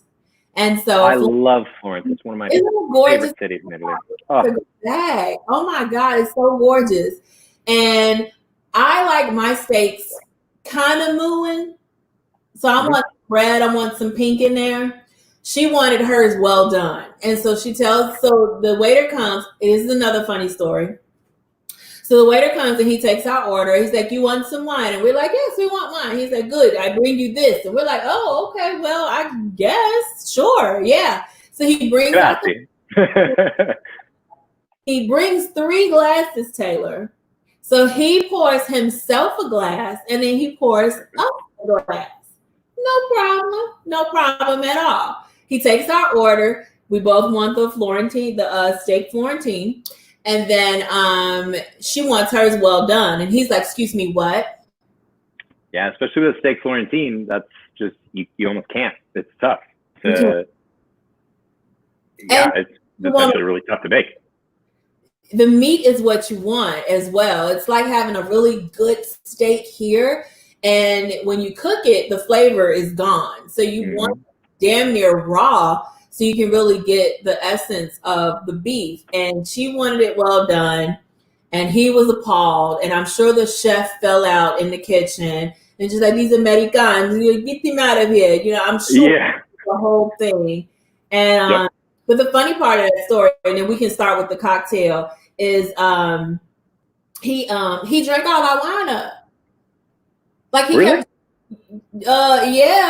So every time he poured us a glass, he poured himself a glass. Well, you're very friendly. He clearly saw like that as I would love to talk to these people. Or maybe I need to tell them a little bit about our steaks and why you don't order it well done. Maybe it was just like kind of an ambassadorial or a peacekeeping mission to figure out why you would get a steak Florentine well done. I'm of the opinion, eat and drink however you want, whatever you like.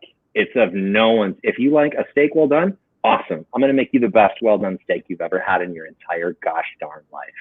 If you want, that's the essence of hospitality. Now, the essence of hospitality changes a little bit when you go to Italy. It's so steeped in tradition. It's so steeped in this is what you do that sometimes that's lost a little bit on tourists. But he shouldn't have been drinking your wine. At least he should have brought over an extra bottle of wine to sample with you. I think that's appropriate. But then again, I'm just an American. You know, we just was like, okay, we just thought, and someone said that, yes, you know, the more, because it wasn't like a fine dining, but it was a local restaurant that came highly recommended for their steak. And they were like, oh yeah, that's what they do. You know, they'll, and he got very comfortable with us. He's like, oh, I'm retiring. I've been working here for over 25, 30 years. That's awesome. Yeah.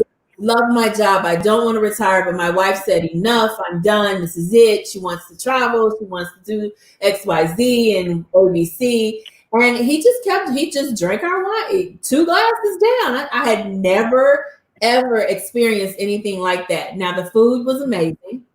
And would you have remembered that night if he hadn't have been so egregious with his assumptions that he could join you? It might not have made that. It might not have. It's, you know, food and drink. We can't live without it. We can't live without water. We can't live without food. And if you don't like food, I don't really understand you as a person. Like, we don't have a lot in common, but I respect it. Cool. You know, kale's awesome. Grains are great. But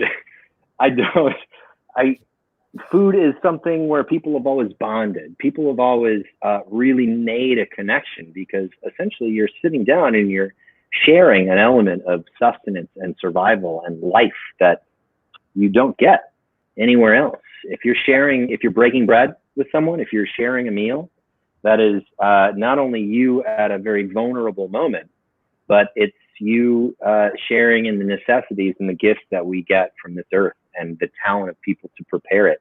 You know, it's easy to eat and you could treat it as fuel, but enjoy that fuel. You know, like don't drink something if you don't like it, just drink it. Don't eat something just to eat it.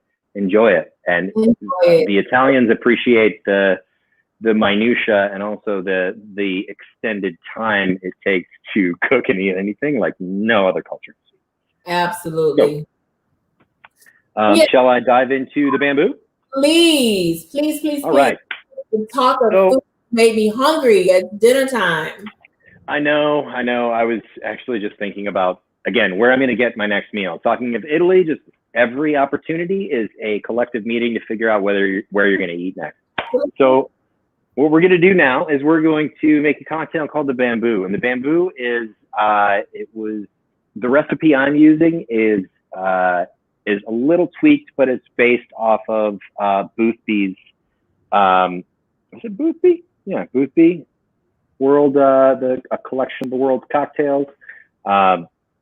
He created this recipe. It's loosely based off of another cocktail called an Adonis, which is very similar, but uses sweet vermouth instead of a dry vermouth. But this take on a bamboo, again, is my own personal opinion of what I really like about it. And the reason I'm showcasing this is because it has no base spirit. That's something that is very unique. Oh my goodness, my computer's gonna die. Give me 1 second. The cord came out. There we go. So tell me what will I need to make my cocktail? So I don't. You are gonna need 3 things. With the tools, you're gonna need a mixing glass, or yari, as it's sometimes referred to. So this is just a glass that you can stir and mix in. You'll need a stir spoon right here. Any kind will do. Even a kitchen spoon and a pint glass. Totally works. Yeah, totally works. Then you're going to need orange bitters, Martini Reserva Ambrato, and a Fino sherry. So sherry is a really another category of fortified wine that's quite fascinating. I won't go too deeply into it because the vermouth and sherry categories are so vast and so in depth that we would be here, and I could talk about it until the end of days, but we'll be here for a very long time. So if you have any questions about sherry or vermouth or anything today, please feel free to reach out, message me. I am always happy to indulge. I'm a nerd and I love talking about what I do. So there's no such thing as a stupid question. The only stupid question is the one you have to ask twice, in my idea. So what we have here, we've got sherry and we've got vermouth. Now, the beautiful thing about this cocktail is there's no base spirit. So most cocktails have a base spirit, and then you'll add a vermouth, a fortified wine, anything like that, some bitters. A good example of a stirred cocktail that so many people are familiar with is a Manhattan. Manhattan is rye whiskey with sweet vermouth and Angostura bitters. And the ratios of that, if you're ever looking to make a classic Manhattan, is the area code of Manhattan. So 2 ounces whiskey, 1 ounce vermouth, 2 dashes of Angostura stirred. A really nice way to remember that cocktail. But when it comes to this, it is equal parts Martini Ambrato, which is a vermouth that is going to be very, very bitter. That's the wormwood in there. And it's also going to be very floral and very bright. So it's most vermouths are made with basically a red wine base. This is going to not have that red wine color to it. Now, vermouth, you can drink it neat. You can drink it on ice. Vermouth was originally not created as a cocktail modifier. It was meant to be sipped. It also goes bad, so you have to keep it in the fridge. Sherry goes bad. You have to keep it in the fridge because it's not distilled. If it's distilled, if it's over 80 proof, it's good outside. If it's even over 60 proof, it's good out of the fridge. If it's a fortified spirit or a fortified wine, much like a bottle of wine, in the fridge. Shelf life, a month. Once you open it, you can keep it in the fridge for a month. You could stretch that a little further, but I like to say this, and I mentioned this to Joni the other day. If you've got an open bottle of sherry or vermouth in the fridge that's been there for more than a month, you're doing it wrong. and you're missing out on a lot of opportunities to drink it. So, you know, you should never have to think, is this bad? Has this gone bad? If you kept it in the fridge, if it's gone bad, you haven't drank it, and you need to change your life and drink that. So you can mix vermouth with soda. You can mix vermouth with tonic. Just use 1.5 ounces of it. Pour it in there, ice, soda. It's a spritz. That is a spritz. It's delightful. It's so good. Vermouth is just wine that is a little sweeter and a little higher proof, and is very bitter. That's what vermouth is. So you can, once you start thinking of it as a wine, you can start understanding why you would use it in certain cocktails and where it would apply. But I love a vermouth spritz is like go-to. This martini ambrato, soda, and an orange wedge. It's called Bingo. It's amazing. So what we're going to do with this, with the bamboo, it was created in the early 1900s. I believe it was 1908 is when Boothby came out with his version of it. And it is equal parts of Fino sherry, which is a Spanish fortified wine, and a dry vermouth. The reason I brought this here today and decided to use this cocktail is when everything closed down and COVID first initiated, the stay-at-home order was first initiated, I had a lot of vermouth with my partner in our fridge, and we had a lot of sherry and fortified wines we had from events that weren't happening or tastings that weren't happening. And at home, I don't normally drink cocktails. I'll drink a lot of wine. I'll drink a lot of Amaros. When I go out, I'll drink a lot of cocktails. I drink a lot of like just neat spirits. But when you have something that's going to go bad, we had a ton of sherry and a ton of vermouth. We're like, okay, let's make some cocktails. And this is a stirred cocktail that is going to be relatively low proof, even though there isn't any citrus in it or there isn't any sugar added to it. It's just sherry and vermouth. And I like to say sherry is caring, and sherry is something that is such an underutilized aspect of cocktails for outside of the bartender world. In the bartender world, it's very common to say, let's do a sherry bump. And you just have a little bit of sherry and just almost take it like a shot. But it's low in proof, and it's very sessionable. You can drink a lot of them. So this is one of those cocktails that I like to say are, wait, what? Because when you get them and you're not used to sherry or vermouth, you drink it and it seems like such a complex creation, but you have no idea what is causing these flavors to happen in this cocktail. It is a very simple cocktail to make, but if you make it right, it is one that you can give to people and they will be astounded at its complexity. Again, balance. Okay. So ready, let's do it. Yeah. So this is going to be equal parts sherry and vermouth. So we're going to do 1.5 ounces and 1.5 ounces. So we're going to do 1.5 ounces, and we'll start with the martini ambrato. Okay. Throw that in there. And then we're going to use 1.5 ounces of this Fino sherry. Now there's many different kinds of sherry. Oloroso is another one, Pedro Jimenez. There are a lot of different variations, and sherry specifically is unique to Spain. Sherry, there are so many influences that sherry has given to other spirits, including rum. Santa Teresa, for example, uses the Solera method of aging. Solera is a way that they age sherry, basically like an inverted pyramid where you're filling all these top barrels and then you drain them and you go to the next level and take a little bit of that top level and put it in the bottom. So it's a system that's kind of like when you sip a lot of sherries, based on what kind of sherry it is, you could have a sherry that's upwards of 20 years old, mixed with a lot of sherry that's very young and new. So it's a beautiful way of kind of creating a generational memory within the things that you drink. And sherry, again, is a fortified wine. So these are all grape based, and neither one of these are spirits. So I've got my sherry and I've got my my vermouth in here. I'm also going to add a couple dashes of orange bitters, and this is specifically Angostura orange bitters. Some of the other bigger brands that you could use are Fee Brothers, or Regans. Some are a little sweeter, some are a little more bitter. It's up to your own palate and whoever's creating the cocktail, but realistically for this, any orange bitters is going to do. Okay. So when you have dashes, if you ever see dashes on an ingredients list, it's just going to be, that's it. That was 2 dashes. These toppers are built to give about a milliliter per dash. Okay. So it's built to have that kind of system of measurement in. Unlike like if you're cooking, unlike a pinch.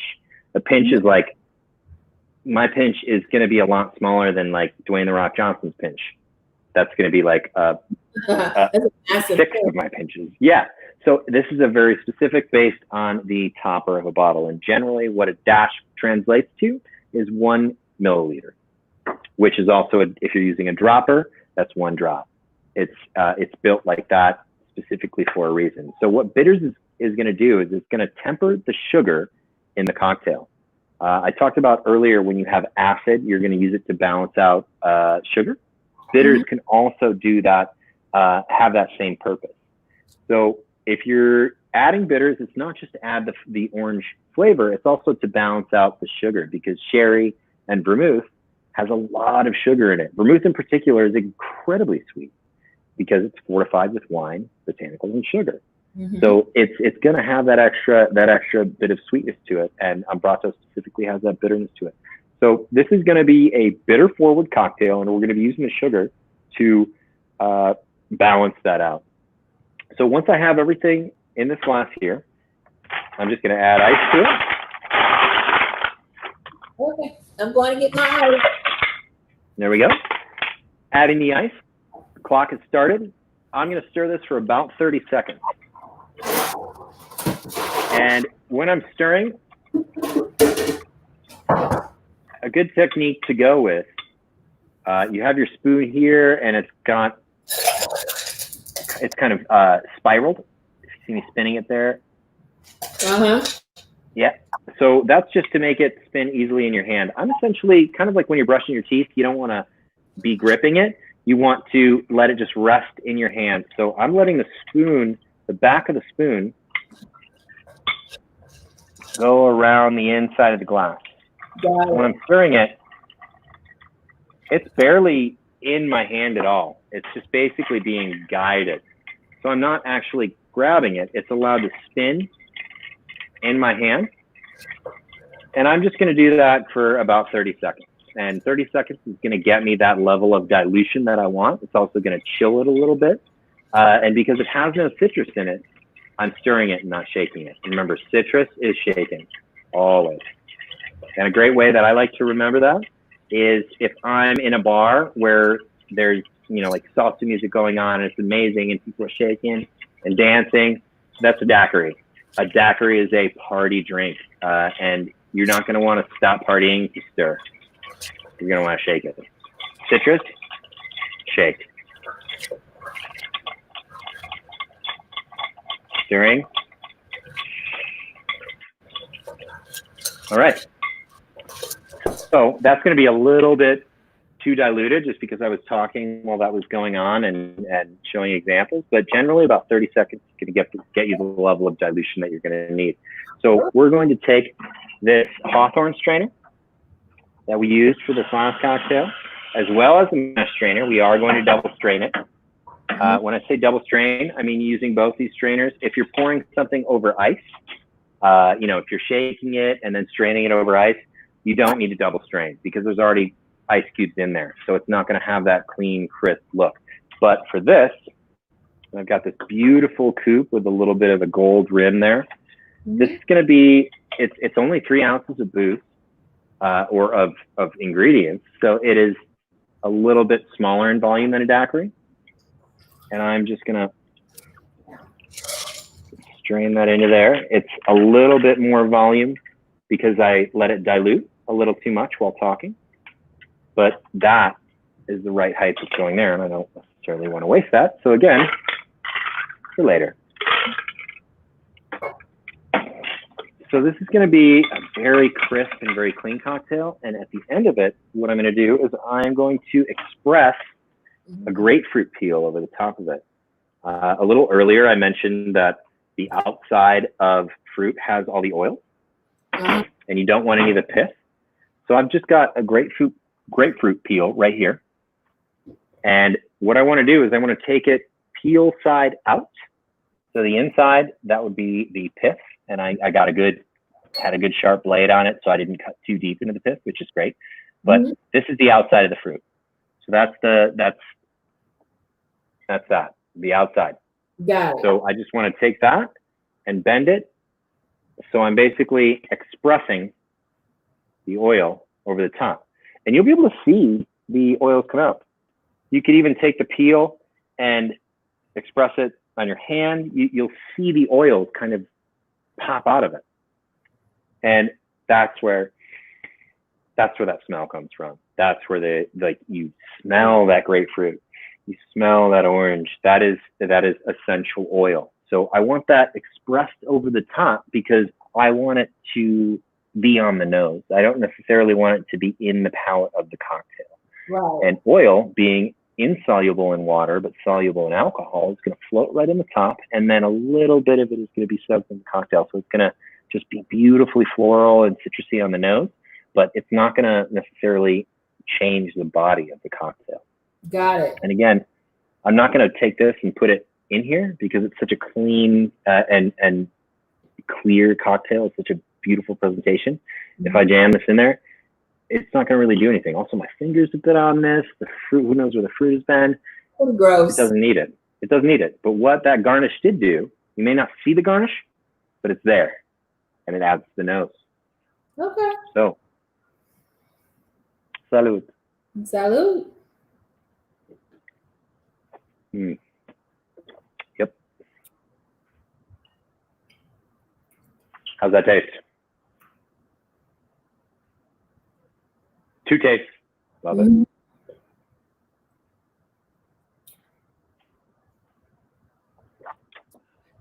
It's very good. There's something you can almost like know that you're wine based because instantly your brain goes to try and figure out what the notes are when you're used to tasting. So it's very different from spirits because sometimes spirits, those notes just automatically come. It's caramel, it's oak, it's well, not necessarily. You immediately know rum, tequila, whiskey. This doesn't have that. This one, you got to kind of think about it. There's a little nuttiness, I want to say, to it. 100%. And martini, one of the ingredients that Martini and Rossi is known for, and way you can pick it out of a lineup, is a botanical called dittany. It's dittany of Crete, and it is unique to Martini. We use it in all of our products and is very consistent. But that dittany, it tastes a lot like kind of like thyme. It's got a little bit of a thyme vibe to it. I don't know and with it, but this and is that you can see in all of them. Yeah, and this is a very low ABV cocktail. I mean, neither one of these. The sherry is about 15%. The martini is about 17%. I believe, yeah. So these are this cocktail in and of itself is like drinking 2 beers, glass and a half of wine. It's not a lot, and it's very sessionable, but it really opens things up and isn't too overwhelming. It's got bright notes to it. This is what I really want out of a cocktail. If I sit in a really, dark, low light cocktail bar that feels very like a speakeasy, this is one of those cocktails that I'm going to want to have when I sit down because I can drink multiple of them and won't be too inebriated. I can keep the night going, but it's refreshing, it's crisp, and it's also will shock a lot of people's palates. People aren't used to vermouth forward cocktail, if you will. There is no booze in this. There's no spirit in this. It's just fortified wine.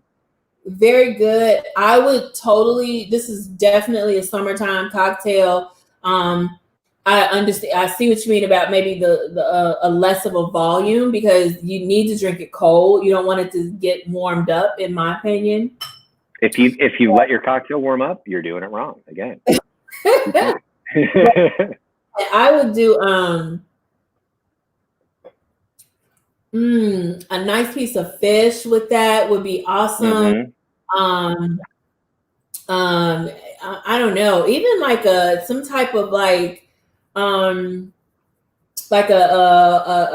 chicken, maybe like a chicken kebab if you marinate it in like rosemary or cinnamon, some sea salt, some olive oil, a little bit of grapefruit juice in there. Yep. Kind of let it marinate and char it on the grill. Amazing. With a nice salad or some grilled vegetables. This would be awesome. Yeah. Good. I love this with like a cacio e pepe. So just basically like a pasta with olive oil, salt, and butter. Yeah. Just perfectly done. This is meant to complement rather than take the center stage. I agree. This is meant to be there as a companion, not a reason. Oh, it's always going to agree with you. Summer. Now, this is the bamboo. But if I go into a bar, what do I have to just tell them how to make it?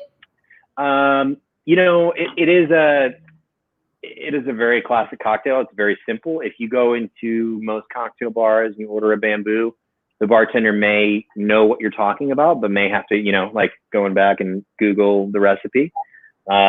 It's also one that there's so many slight variations of because this is basically 2 ingredients. So if you're switching up the vermouth for a sweet vermouth instead of something like vermouth di Torino, it's going to change the cocktail entirely. It will. So it really is not one that this is one of those situations where I would say I would like a bamboo with, boom, boom, and tell them what you like it with. Because there's so many ways to make it, and it's of no fault of anyone's if they don't make the one you like, because they're not wrong. You know what I mean? They could make it however they want. Like I said, it was based off an Adonis, which is with sweet vermouth, and that changes the cocktail completely. Yeah, and it has to be fresh sherry too, right? So can't have there's no such thing as if you have sherry that isn't fresh, you don't have any sherry.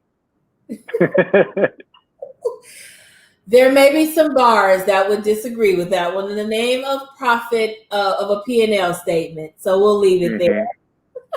Yep. I mean, put it this way. If you find me a place that is letting their sherry go bad, let me go in there and I'll make sure that they don't have any sherry that's going bad. I know. I'll drink it. I love it. I'm not above it. I gotta help people out. Well, Taylor, once again, you've done it. This is an amazing cocktail. Guys, again, 3 ingredients. Everyone has a citrus, a grapefruit, or something around the house. Really simple. I think it's a perfect summer cocktail. My cocktail for the summer usually is a French 75 or some type of like gin and tonic, a G&T with some type of cucumber. I'm stuck on Meyer lemon with my gin for some reason, but I think I'm not mad about it. Well, I think I really do have a suitable replacement. So super easy to make. It's pretty much equal parts of both the sherry and the vermouth. Super easy. Serve it cold. Really easy. A great entertaining. Like if you had a group of people coming over, just grab 2 bottles, bottle of bitters, and you should be done. You may have to get 2 bottles, right? You can also batch this cocktail. So if you're hosting a dinner party or something, this is like a really great. I like to use this cocktail as something that I give out to people while I'm cooking dinner. Like here, enjoy this. This is a nice aperitivo. This is the beginning. So the Italians will eat and drink, in particular, drink very bitter things before dinner because it stimulates the stomach. It preps us for digestion. Absolutely. So it causes you to salivate. It causes everything to get ready to eat a very carb heavy meal. So this is something that you can batch out. You could take a bottle of this and a bottle of this and dump it into a bucket with, an appropriate amount of that orange bitters dashed over there. Done. And then don't forget to add water. Right. Obviously, if you don't want to stir it, if you want to put it in the fridge, bottle this, and you're done. Half of one of these bottles of water, you're done. That's it. You put it in the fridge and you pour it into a glass and express some grapefruit oil over it. You've just made yourself a craft cocktail that you'd be proud to drink at any bar. And you made 30 of them. It's easy. This is delicious. This is my new Magda cocktail. Do you know who Magda is? Do you remember the movie There's Something About Mary? Yeah. With Cameron Diaz? Yeah. Beans above the Frank. Everyone remembers that. Tired lady with the dog that was like totally dry. That's my retirement spirit animal, Magda. I always tell people that's gonna be she's a badass. Laid out, dried up. My little brown skin is gonna be all burnt and crispy. Drinking my martinis and now my vermouth cocktail the bamboo every day. So yep. And if you want to make my perfect version of a martini, I like 50-50 martinis. You can just have this, and then instead of sherry, gin or vodka. That's it. And that is a 50-50 martini. That's what vermouth is like, the ultimate sidekick to any superhero. Batman would have been nothing without Robin. He doesn't give enough credit. And vermouth is the spirit world's and the cocktail world's Robin. Again, I'm a nerd. That's beautiful. I apologize. That's a way to end our cocktail segment for today. And with another wonderful cocktail, Taylor, I said it in the beginning, you are a bartender extraordinaire. You are very good at what you do, my kind sir. This is wonderful. Thank you so much. Thank you so much for having me, and it's been a true pleasure. Appreciate all of your time. So good. So guys, thank you again. If you need the recipe for the bamboo, remember it's available on the link. If you go to the comment box, it's going to be, the info section is going to be available right there for you. Super easy. Pick up your martini and Rossi and then your sherry and you're good to go. So thank you once again, Taylor. Thank you very much for our bonus cocktail. So see you later, guys. Bye. Salud. All right.